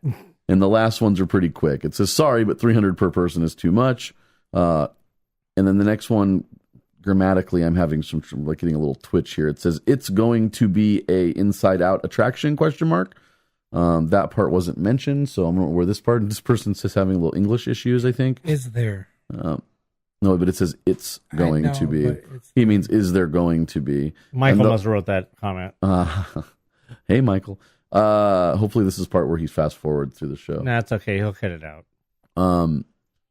And the very last one says, what time will ticket sales begin on May 16th? Which I'm going to go so far as to say is also probably a plant comment. Well, you know what? I don't. You didn't get there. You didn't say when they went on sale. For all those people that out there listening to our podcast that I'm sure are going to run out and get those tickets. Well, they haven't even went asked. on sale yesterday. So they already went on sale? Well, when they hear this, it already went on sale. Oh, right. Oh, because they go on sale tomorrow. Right. Oh, I don't know what day today is. I know. But no, real quick on the Disney Park blog, I'm very surprised that there are some of those comments because usually they delete them. No, they approve your comment. Oh. It's a thing that they approve it, and once they approve it, they let you know it goes up. I commented on one thing before, and it never got approved. Yeah. So I'm surprised on some of those comments. I mean, they're right, though. The sarcasm is strong in that one comment, and we know that the people that run social medias are not very bright, right? And if you word it cleverly, it'll probably get by without them realizing it's a dig. But I mean, they have to let some things by. I mean, if everyone's asking, how the hell are you charging $2.99 for this? They're gonna have to let a few of them through. Literally, I mean, I haven't seen anybody who hasn't complained about the price. I mean, do you know of anybody? Who wouldn't complain about? Do you know of anybody at all who has said that they would pay the $300 and go? Well, that's a good question. And on our SoCal, just the annual pass holders page. Yeah, I read some comments when you first posted it, but you only had like 5 comments when I read it. So I'm curious to know what people on there now have to say. All right, so one of the comments, this person tagged a friend, said, "Ooh, tempting," with and the person replies back, "Oh my God, why did you show this to me? Now I want to go." So if we have, now this is funny. So if we have a blackout date on that day, I assume $300 still gets us in. I saw that one, and I saw you. I think you responded to that one. Yes, I said this event is for everyone, not just pass holders. So blackout days don't matter. Right. But let's see what else we got here. Yeah, I think the part about it being a special event eluded them. I've got one that says, I'm too poor and too far away for these things. $2.99 per person. Yikes. And the sub comment says, yeah, I think I'll just wait till the next day. I have someone who says definitely considering. Wow. That's what they charged to have. I don't even think it was that much. I think it was $1.99 to have super early breakfast on a Jungle Boat cruise. Right. One of the right. boats. Yes. It was $199. Yeah, so and that one was a little overpriced. Now the $150 for the we almost paid the $150 for the Guardians event to go to the Guardians event. But it's sold out. But it sold out just before I got the money to be able to go. So we didn't go to that one. But I mean, that was $150. I mean, we're talking about half the price. I mean, $300 per person. When a lot of those other events, 2 people could have gone to that to the Tower of Terror event, the Guardians event, the Electro Parade event was $99, wasn't it? Mm-hmm. Yes. Same price as the Tower of Terror event was also $99. The Guardians event was $150. And then the lunch or the breakfast on the Jungle Cruise was $199. I think this is I'm really curious how many people ended up doing that. Right. I think this is just them figuring out how much they can charge when Star Wars Land. 100% agree, and I've seen a lot of people make that same opinion that this is all testing to see what they can get away with and this is all a hint of what they might want to do for Galaxy's Edge. And it's really annoying because, I mean, when Pandora opened, we speculated a lot. Okay, well, all the stuff they're doing with Pandora is probably what they're going to do with Star Wars. They did a week's worth of AP previews before it opened where you had to sign up and you had to sign up for certain days. Right. And stuff like that. Cast members, this was the same thing. Cast members had sign-ups for cast member previews even before that. And I thought that was how that they would end up doing it. But, I mean, if they're going to end up, hopefully they can still do something like that. If they want to do a special party, fine. You know what I mean? If they're going to charge $3.99 or $2.99 for a Pixar Fest party, what are we looking at? $4.99? least. $3.99, At $4.99 least. for a Galaxy's Edge preview. At least. I mean, you're talking about for an area that's. I mean, you're talking about they're asking you to pay $2.99 to go on re-themed rides. Yeah, there's nothing. They're not even new. That was my comment from Elizabeth. Handed me this earlier from her phone, and I was like so infuriated I had to type right away. So it says from her. It says it's not like they even have any new attractions like Cars Land did and Star Wars Land will. They had new stuff to go on. This is just the same coaster with a re-theme and the same Ferris wheel with a re-theme and the same Midway Mania ride you can go on right now. Right. And then what? They're probably not going to have the Inside Out attraction. Right, and the Inside Out attraction's not even going to be ready, which is also a recycled ride from Bugs Land. I said $2.99 presumably is a joke. I bet they're just testing to see how much people will fork out when Galaxy's Edge opens. Yeah. I think it's going to end up. This is going to end up being like there's only going the amount of people that are going to be at this thing is going to be like the amount of people that were at my Jurassic Park thing. Well, then they'll probably just let a bunch of the and hotel stupid, people in for free. I don't care what you want to do with this, but stupid Aaron Richardson's comment. Oh.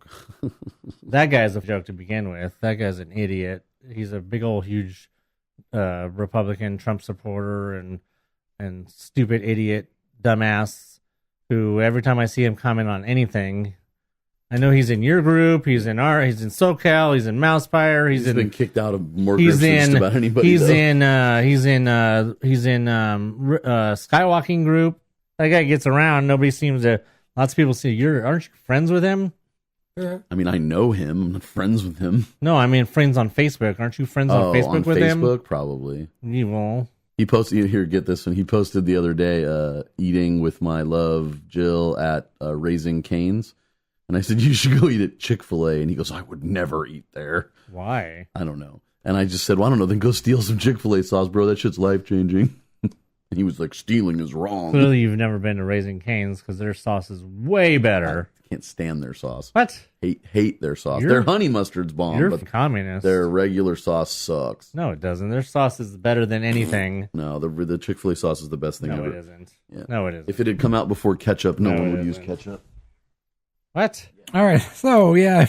I don't know. If you guys bought your tickets, we would love to hear why you spent. Why? Really, why? Why did you spend $300 on this? I would really love to know.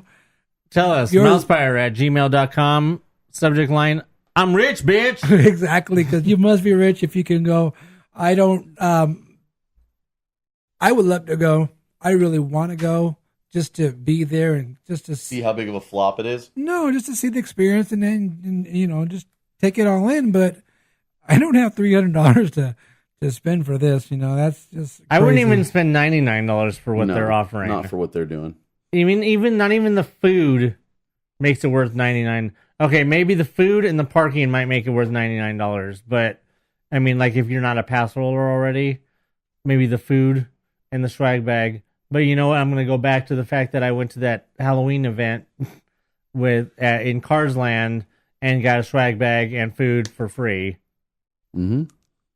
Now, granted, the swag bag came with those Disney Park blog shirts that I haven't even been able to give away. Speaking of giveaway, I mean, I'd still have the Disney Park blog shirts. Give us money, and you could have them.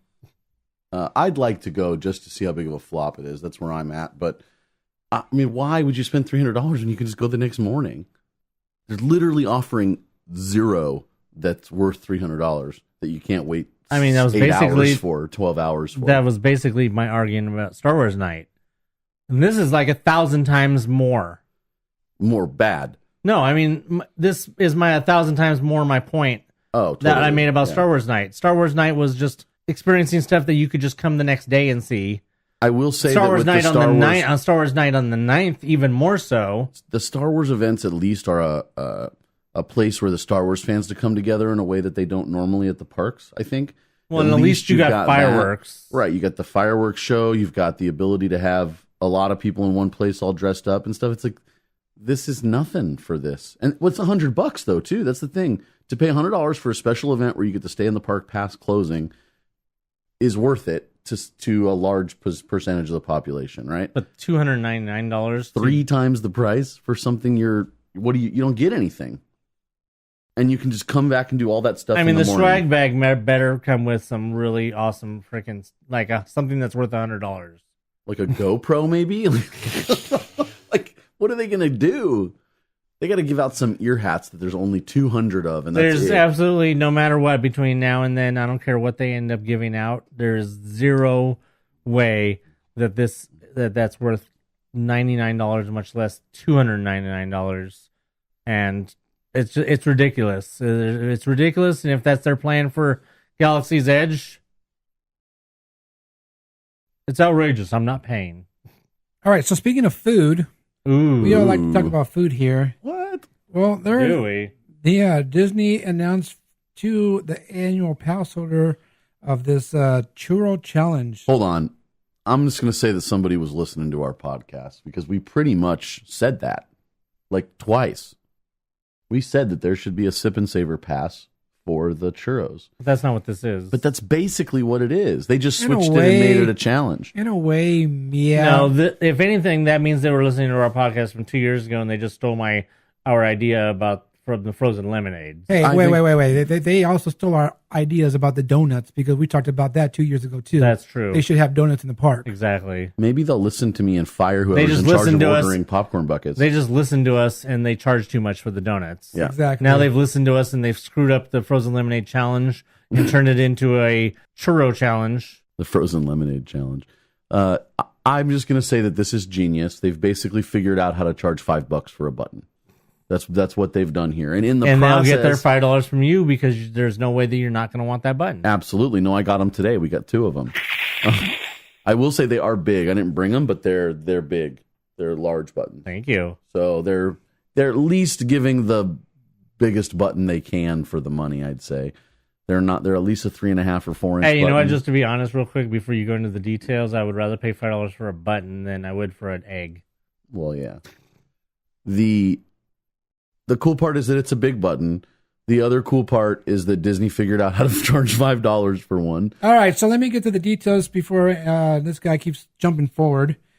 From now until June 8th, you can do this AP Churro challenge. While supplies last. Yeah, exactly. Now, it's like the Easter egg hunt. You're going to go and purchase a map. And like Tim said, it's $5. You buy the map, and then it tells you to go to the different churro carts. And at those locations, what do they do? There's 4 different 4 different churro types. All right, let me go over those real And then quick. when you buy them, Well, let me go. The Yeah. carts is the Cocoa Churro, there's like chocolate. which is in Frontierland. You got Kevin's Churro, which is at the Fruity Lemon Delight Churro, which is at the Town Square Churro Cart. That's where I got our passes, but they weren't, or our maps, but they weren't serving churros yet, so we didn't want to wait around half an hour. That is basically the same, just to clarify. I'm pretty sure that's the same as the 50th anniversary, 60th. The 50th for Pirates churro. Oh, yeah, right. That's right. They had the lemon Right. flavored, and it had beignets and the same sugar. Right. It was one of my favorites. I'm going to go try it for sure. You have the Presto Rabbit Churro. That's the carrot cake one that's over there in New Orleans. I want to try that, And then you have the Ants on a Log Churro, which is over in Bugs Land. which looks more like some sort of Rice Krispie or something on it. It has Cocoa Krispies. Cocoa Krispies. Right. You think All right. they would have put the Cocoa Krispies on the chocolate or the Cocoa churro? I know, huh? No, because the Cocoa Krispies are supposed to look like the ants. Right. We didn't try On the any log. of the churros today. There's only 2 that I really cared. You just to give wanted a the shot. button. I wanted the button, and the difference is that with your map, when you go to each churro stand, you're not required to purchase, but Right. they do give you a sticker that kind of looks like the Luxo ball, but a different color. If you buy a churro. If you buy the $5 churro, then you can put the strawberry one's not even on there. Right. Why wouldn't they have like 8 different churros or 6 or something? They have other churro flavors. Maybe This there's is a going to Pixar be... thing. Yeah. Well, but isn't there other Pixar churros? Yeah, they could have I think renamed. these are the only. Oh, the Pixar. the 2 strawberry ones are not Pixar related. No. That's right. They could have very easily put a Pixar name. Well, it might not be the last time you see it, though. They might just do a regular churro challenge or something like that. For not 8Ps. Yeah, All right, or so whatever. basically, if you want to do this, you go and you buy the map. And then just like the eggs, you don't have to buy the churros to get the prize, which is a button in this case. Cool button. You go over to the AP corner over there at Paradise Garden. In the farthest possible part of the park to go And to. you redeem your map and you get your button there. But if you want to get the stickers, you have to buy a churro, basically, right? That's what they're saying. But I don't know what the benefit to buying the stickers. Like, Wait, but you just said you got your map at the one in Town Square, but they weren't even selling churros yet. So They weren't at that sold you the time. map without a churro. right. And then we just went and got our sticker. We just went and got our buttons. You have to buy the map and then buy a churro. So if you're not going to buy a churro, just buy the map. I guess, yeah. So If they don't care. no, you don't. They don't. You don't have to buy a churro. Right. So it's, like you said, it's just The like only the egg. the only thing extra you get if you buy a churro is a little sticker. That's it. Right. So if you just want the button, you buy the map. You go take your map over there, and they mark it, and they give you the button. Right. So it's really, there's no challenge. Right. There's no anything. It's just, here's a button for $5. It's like really the opposite of what they were doing, what they've done with the that stupid tasting passport thing that they give out, that they're supposed to give you, that little booklet that they give you during the food and wine. Yeah. That if you get the stamp inside of every single one of them, you can go back and they'll congratulate you. Exactly. I'm like, because I remember when they first did that, I was like, wait, you mean I don't even get a button or anything? No. Then why would I do it? All right. So remember, you have to be an annual pass holder. It says you get one map per purchase. No discounts. Churros are sold separately and are available while supplies last.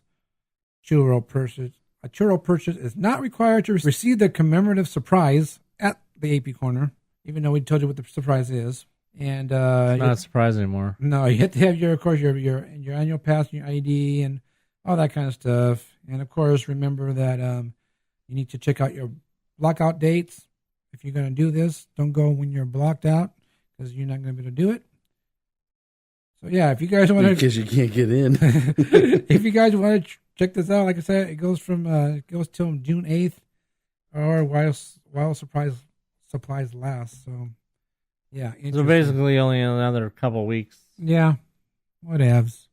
Well, yeah. I mean, how long are they going to keep it going, right? Speaking of while supplies last, Uh-oh.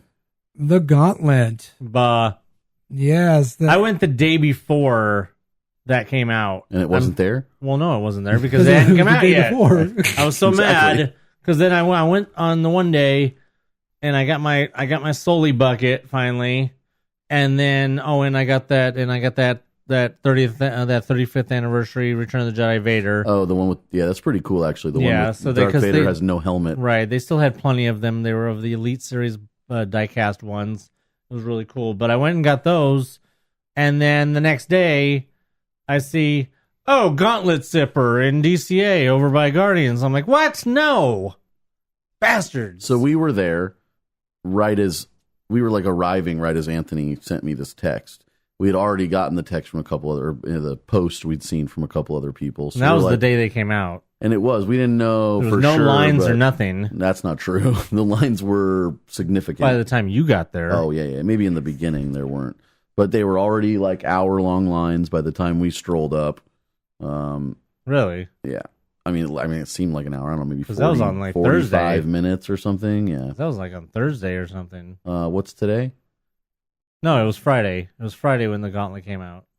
'Cause I was there. Yes. I was there Thursday. Right. Okay. So we were there Thursday morning, but then we were there Friday, and then we went. Oh, it was today. So I guess it had been a few days. But Well, they were sold out by today.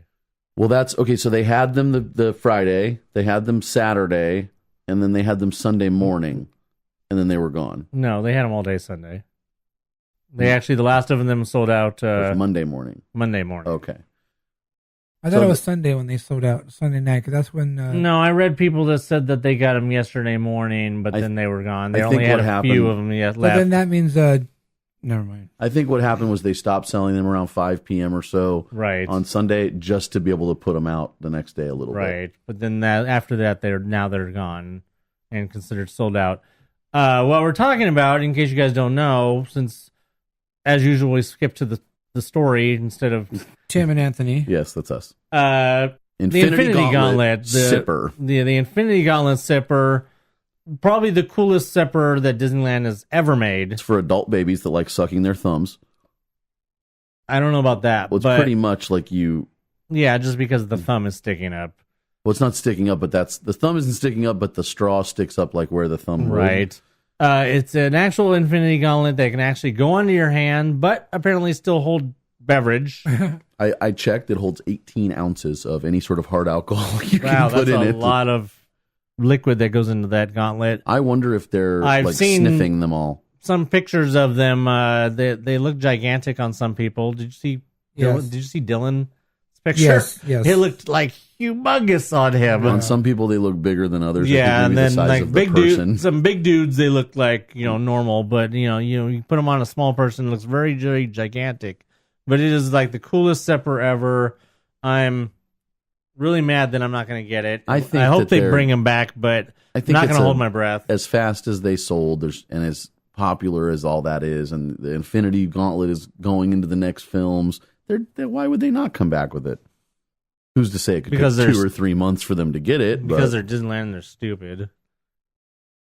Any other business would have fired whoever decides these things. So, yeah, the Infinity Gauntlets, they were selling for $20, which now makes it officially the most expensive Sipper that Disneyland has ever sold. Definitely. But it's the size. I mean, it's almost the size of a popcorn bucket. Beat the previous record, only held for about a month or so, by Mike Wazowski. Which was $16 or whatever, right?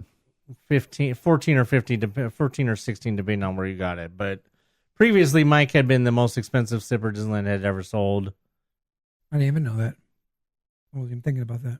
Well, just because, nothing was really that under $10 before I got my pass. It's only been since 2015 that everything's really started jacking up in price. Big time. There was pretty reasonably consistent prices and price increases, and now they're just jumping. Right. So, it's really cool. Hopefully it comes back. If you guys haven't seen it, look online. There's lots of pictures of people with it. There's a lot. I mean, there's a bunch of pictures online, but can you imagine? I think they were saying that based on the boxes, there were 7,000 of them. Can you imagine if that's just it and they never make them ever again?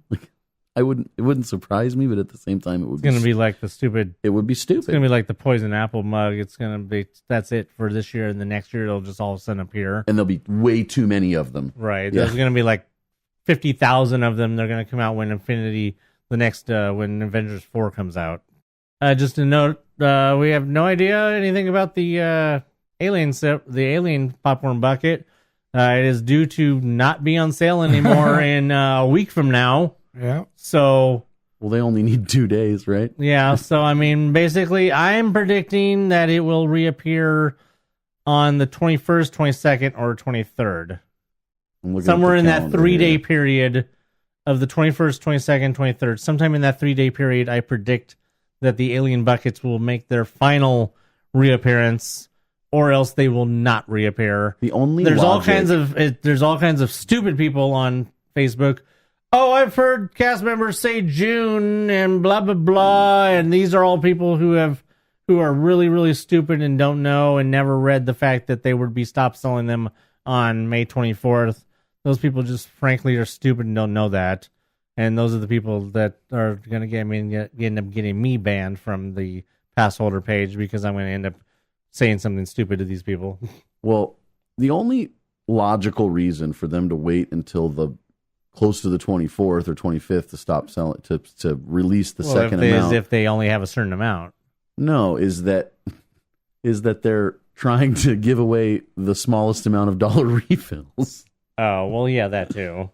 But it's like backwards logic. That doesn't make sense. Well, there's already a ton of them out there. If anything, it's like last year when they released the Haunted Mansion Tiki mug at the beginning of October, and they all sold, and then they released them again during Halloween week. It's like kind of like that. Yeah, but this time the first time there was 2,500 of those tiki mugs, and this time they made 10,000. I didn't mean this last year to this year. I meant the 2 times they released it last year. Oh, well, yeah. Or not last year, but the year before is what I mean. Not last year. The year before. The first tiki mug, not the repainted one, right. The first one. The ones that I was selling for $150 each. Ooh, good for you. All right, so moving on. In February, we told you about Aladdin's Oasis be transformed into a tropical hideaway. Well, guess what, Anthony? Not happening. There's a wall up. Yeah, we like walls. It is happening. Yes, it's happening. They already put the wall up in front of Aladdin's Oasis, and you know what? They've already started working in there. So things are going, I guess, as scheduled for Disney.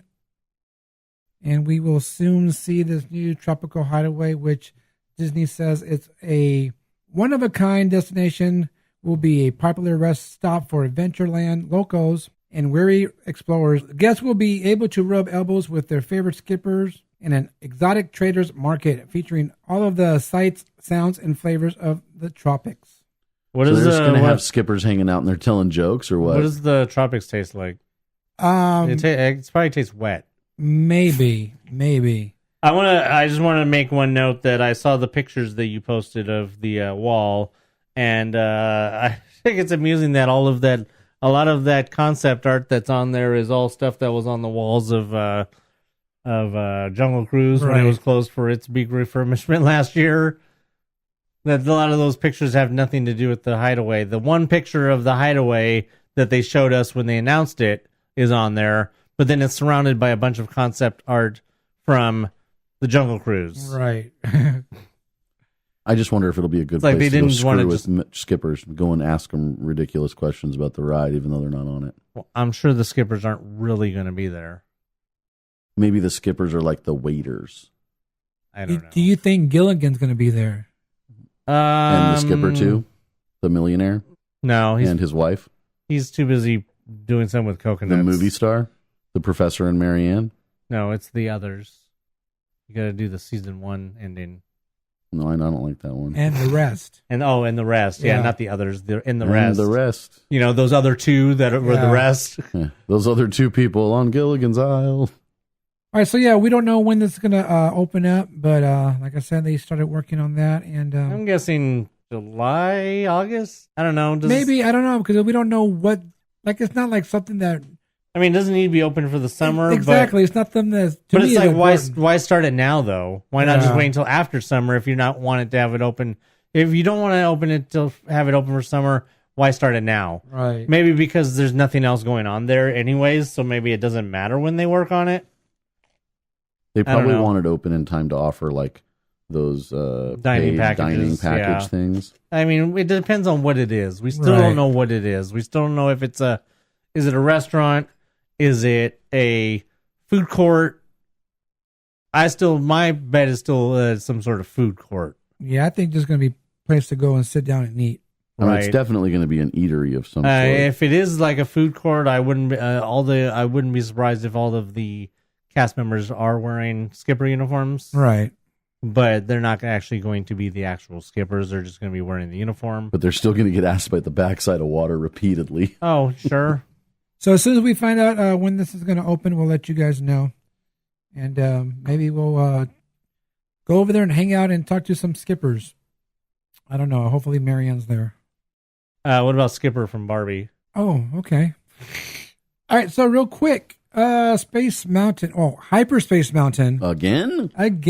Wait, I thought we already talked about that. Oh, well, we talked about how it opened, not when it's going to close. Oh, do we have an actual date now? We have an actual date. The last day for Hyperspace Mountain is June 3rd. Oh, so that person that said it was only going to be until the end of May was kind of right by accident. I mean, do you think they just opened it basically for those 2 parties and they wanted to have it not be a waste? Well, then at least then it's open past the solo opening. And true. Because you still have Memorial Day weekend. I don't know. So, yeah, we have a closing date. We'll see what's going to happen with that. So I'm guessing if that's the last day, then that's the last day for Captain Phasma 2. Possibly. You said the 4th is the... 4th is a Monday. So That's the last day? The last or day is the 3rd. So the last day is the 3rd, and then is it going to be closed for a couple days? No, it's just... So it's just right back up, right? Oh, So- that's not... The Space Mountain hasn't been on the schedule yet for refurb. To change the disc. They have... That's all that's just set up. It's just, like you said, it's a changing Well, how of the many disc. days was it closed to lead in? None. 1. 1 day, so it should close on the 3rd. But it was on the just that 4th. day. It was the one... It was the day of the party that it was closed, right? Not any days prior. Mm-hmm. Right, yeah.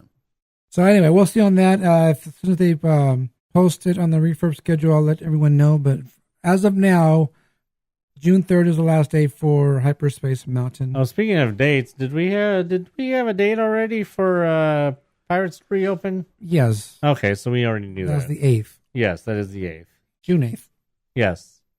Hey, all right, so it's that time of year again. It is time we find out what shows are canceled, what shows are not canceled, what shows are renewed, what shows are new, and all that stuff. And, well, it's been a hard season. It's been a hard... Day's night? It's been a hard day's week of finding out some of other shows that I watch have been canceled. Bye. A couple ABC shows. Designated Survivor was canceled, which is a bummer. Really? Yeah. Wow, that's like way better than 24. I know. I would have. It was way better than 24, and I would have thought that they would have given Kiefer another season at least.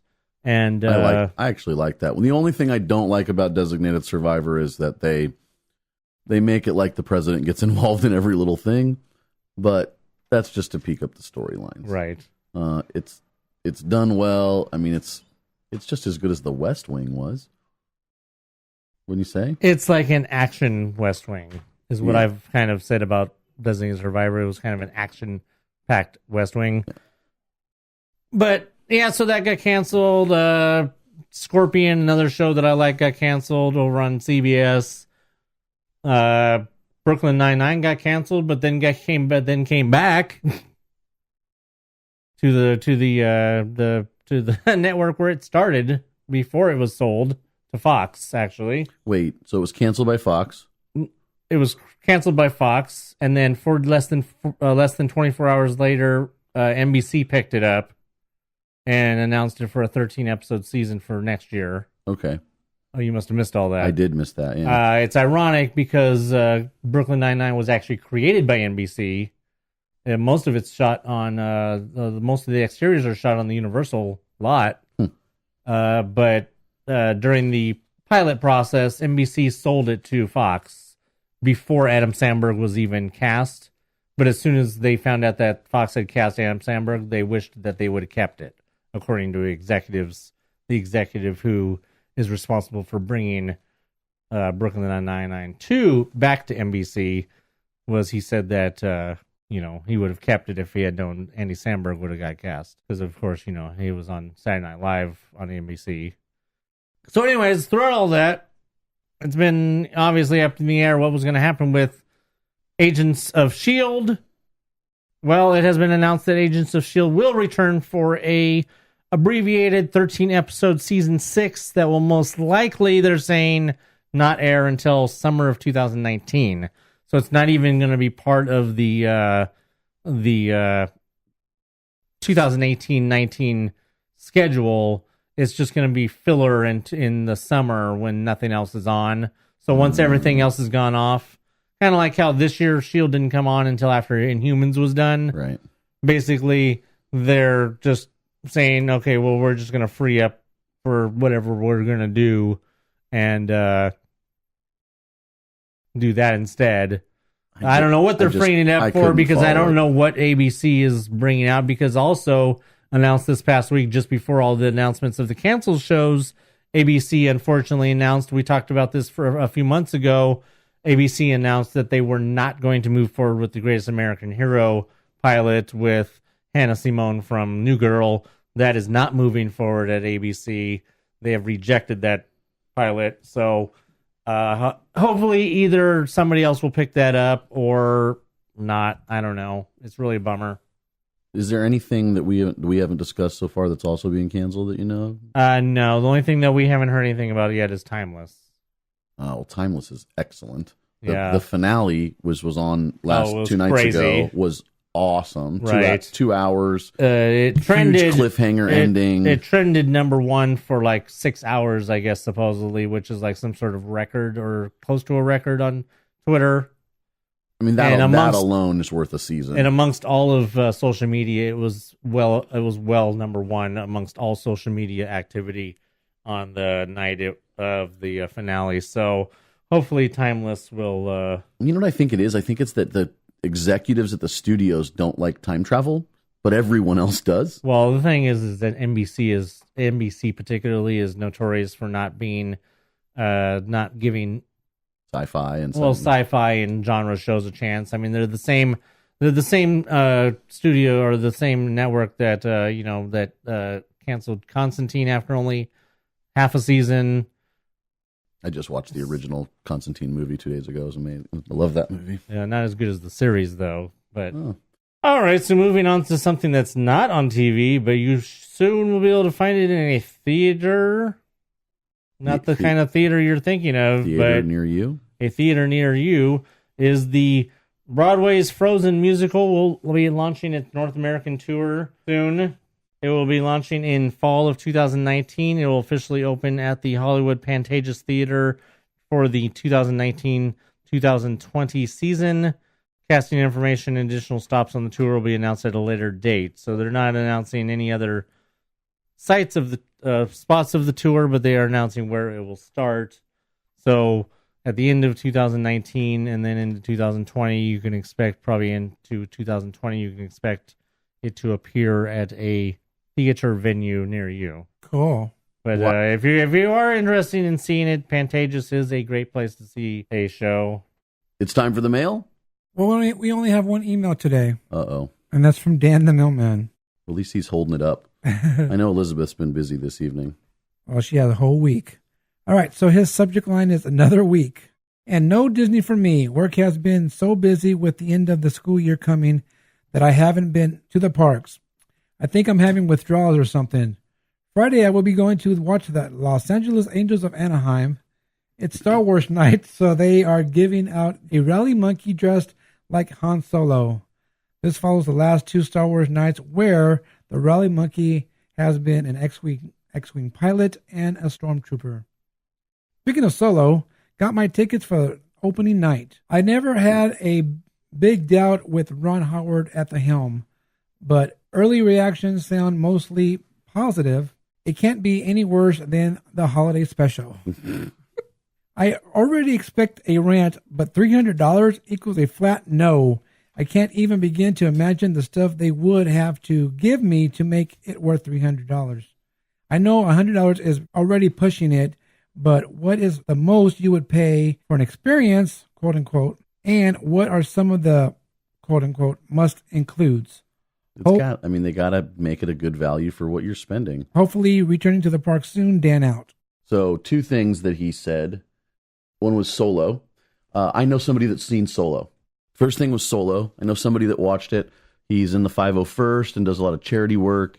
And somebody involved in the film was a friend of his. And because he knows he does all this charity work and he's a big Star Wars fan, he let him see it. He told me to avoid every spoiler possible, but that it was awesome. He said, I'll tell you it was great, but just avoid like literally any information that you can about the film, and it'll make it even that much better. The other thing that his message or email reminded me of was, did anybody watch the season finale of The Big Bang Theory? Yes. Yeah. So Mark Hamill, upstaged Wesley Crusher, yes, otherwise known as Will Wheaton, on The Big Bang Theory, and he was great. But I don't know if that's Mark Hamill playing himself or playing into the I'm not one of you kind of thing. What do you think? You think he's pulling you think this is his Shatner get a life moment? No. You know what I'm referring to, right? Yeah, I do, but it's not, I don't think it's the get a life moment. I think it's like I'm not as big as nerd as you guys are, so I wouldn't know. People, essentially the story goes that he finds, Wolowitz finds his dog, and then Wolowitz says, oh my God, Sheldon's getting married, you have to officiate the wedding, even though Will Wheaton was already supposed to officiate the wedding. Mark Hamill essentially steals all his notes, And then because Sheldon and Amy are figuring out some string theory thing, they're late to their own wedding, and Mark Hamill has to just take questions from the audience. It basically turns into, does anybody have questions about Star Wars? And people are asking him really specific As I stuff. said earlier in the podcast, if you don't have somebody monitoring questions, you're going to get all the questions about Doctor Who, or in this case, Star Wars. Right. So he can't answer most of the questions. People are like, Sheldon's brother sells tires in the show. He's a tire salesman. So he says, how come none of these Star Wars vehicles have tires? And he says, well, I'm sure some of them do. And then what's the guy that owns the comic book shop? Stewart actually chimes in and answers basically all the questions for Mark Hamill.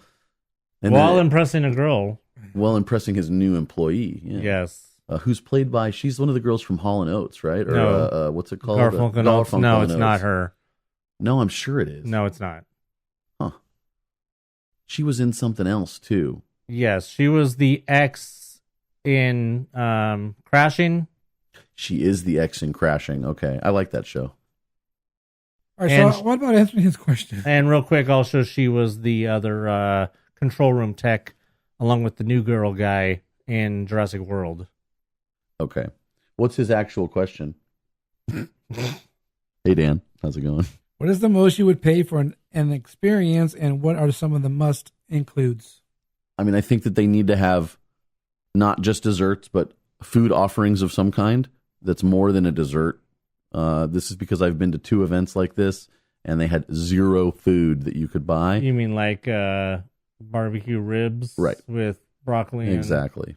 Mac and cheese. Mac and cheese. Even if it's just hot dogs that are available for $5, the fact is you have to make food available when you've got thousands of people.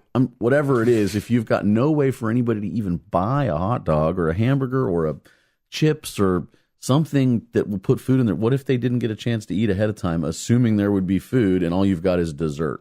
And then they're like high on sugar and don't know how to function. That reminds me of how we used to have remember early on, or before one of the AP parties, they would never have food open. Yeah. And then one of the last AP party we had, they finally opened flows and stuff. No, at Disneyland. Oh, they finally opened Terrence or something. But yeah, I mean, it really depends on what they've got. I mean, I've already made a complaint that $99 for the Star Wars night and stuff is too much. Those things you need to add more to for it to be worth $99. Imagine how much stuff I need you to add to make it worth $299. I mean, I'm gonna get explicit. Whoa. Let's put it this way: explicit lyrics warning. Yeah, I don't know. I don't even know how to really answer that. I mean, all I know is it's got to be more than what they're doing. That's for sure. Yeah. I don't mean just food would be a reason to go, but the fact that they don't have food at these things has always bothered me. I mean, the hardest part for us is that we used to get a lot of this stuff for free. Yeah. This is all stuff that we used to get AP parties, and we used to get 24-hour parties, and it's all stuff that we used to get for free. This is before the invasion of now the if noob they fan. Now if they ever do a 24-hour party again, is it going to be like a buy-in? You're going to have to pay for it? Probably. Of course. And how is that going to work? That's something I would pay $100, $129, $149 for. Oh, yeah, but that's for 24 hours. Not just 24 hours. If I could go to the park at whatever time I wanted during the day, and at 8 p.m. they threw everybody else out, and we could stay until 6 in the morning, that's something I'd pay $150 for. But the whole park, all of it, with the special stuff going on. I don't know. There definitely needs to be a lot more than what they're doing for it to be worth the money. Dan, I have a question for you. I want to know what Dan thinks. I mean, Dan, tell us what you think. Well, yeah, tell us what you think, but I'm also curious, how much is the most that you would ever pay for a churro? That's a good question because they're currently $4.75. Like, would you pay $14.75 if that's what it came down to? They've been as much as $5.25. They went down in price. Well, no, when they were specialty ones are $5.25. The specialty ones are $5.25. Actually, the first ones that were $5.25 were golden. The Star Wars ones after May the 4th. They had the The blue and red. The blue and red ones. They were think that's selling just them for because they $5.25. included Was that before? extra- Was that before the pirate one? That was before the pirate one because that was a year ago. That was over a year ago. And remember, I sent you a picture and I said, "Look, they're $5.25 only because they have the handle." All right. Well, thank you for your email, Dan the Man. And there's people who are missing from today's email: Giselle the Gazelle and Fernando Xavier Hubbard, who called me a couple of days ago. Says he is actually catching up on some podcasts. So we need an email from you, Fernando. Yeah. Fancy Nancy, where you at? Where you been? Where you people at, yo?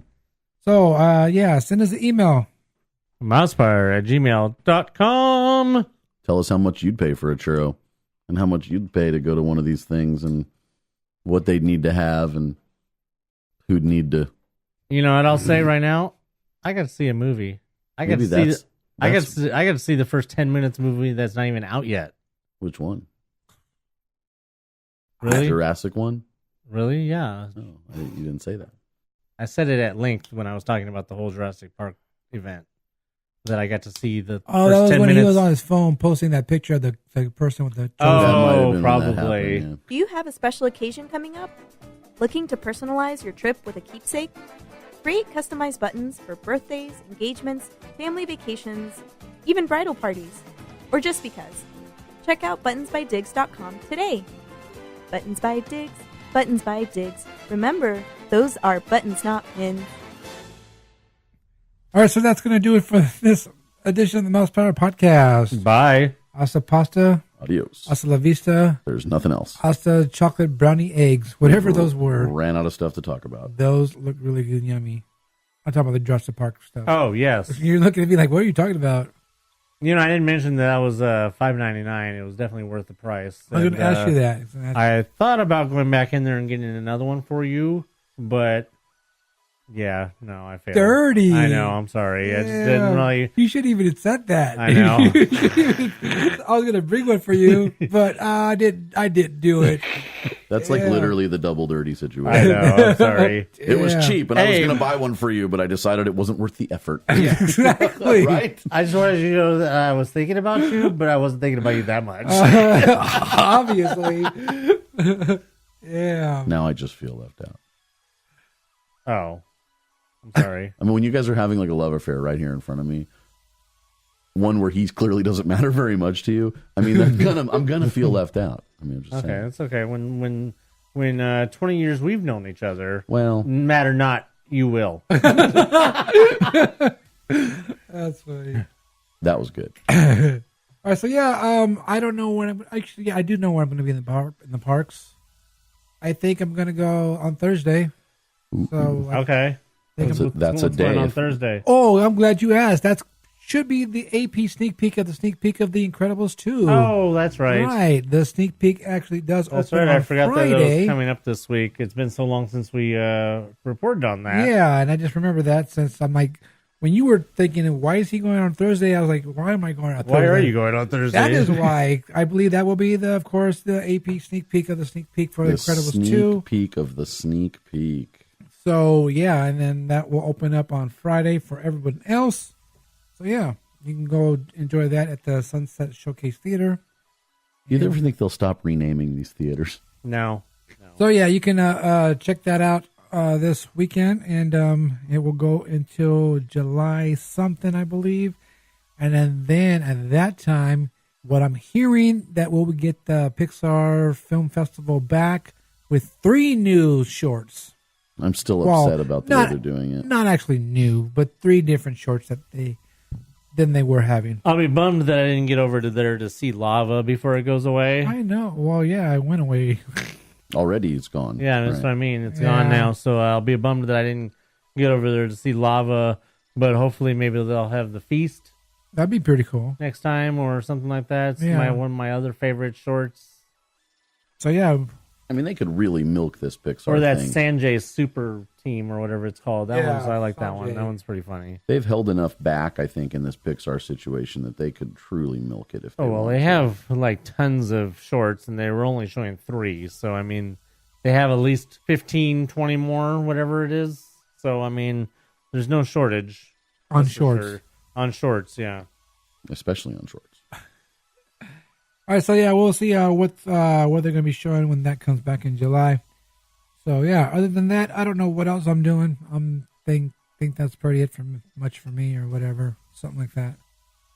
What about you, Anthony? I don't know. I went to the Jurassic Park thing, so that's done. It's pretty much all he had going. Pretty much all I had going. Oh, okay. And the Gauntlet's not at Disneyland, at DCA no more. So I mean, no, I'll have to see. This weekend I'm going to Comic-Con Revolution. Yes, you are in Ontario.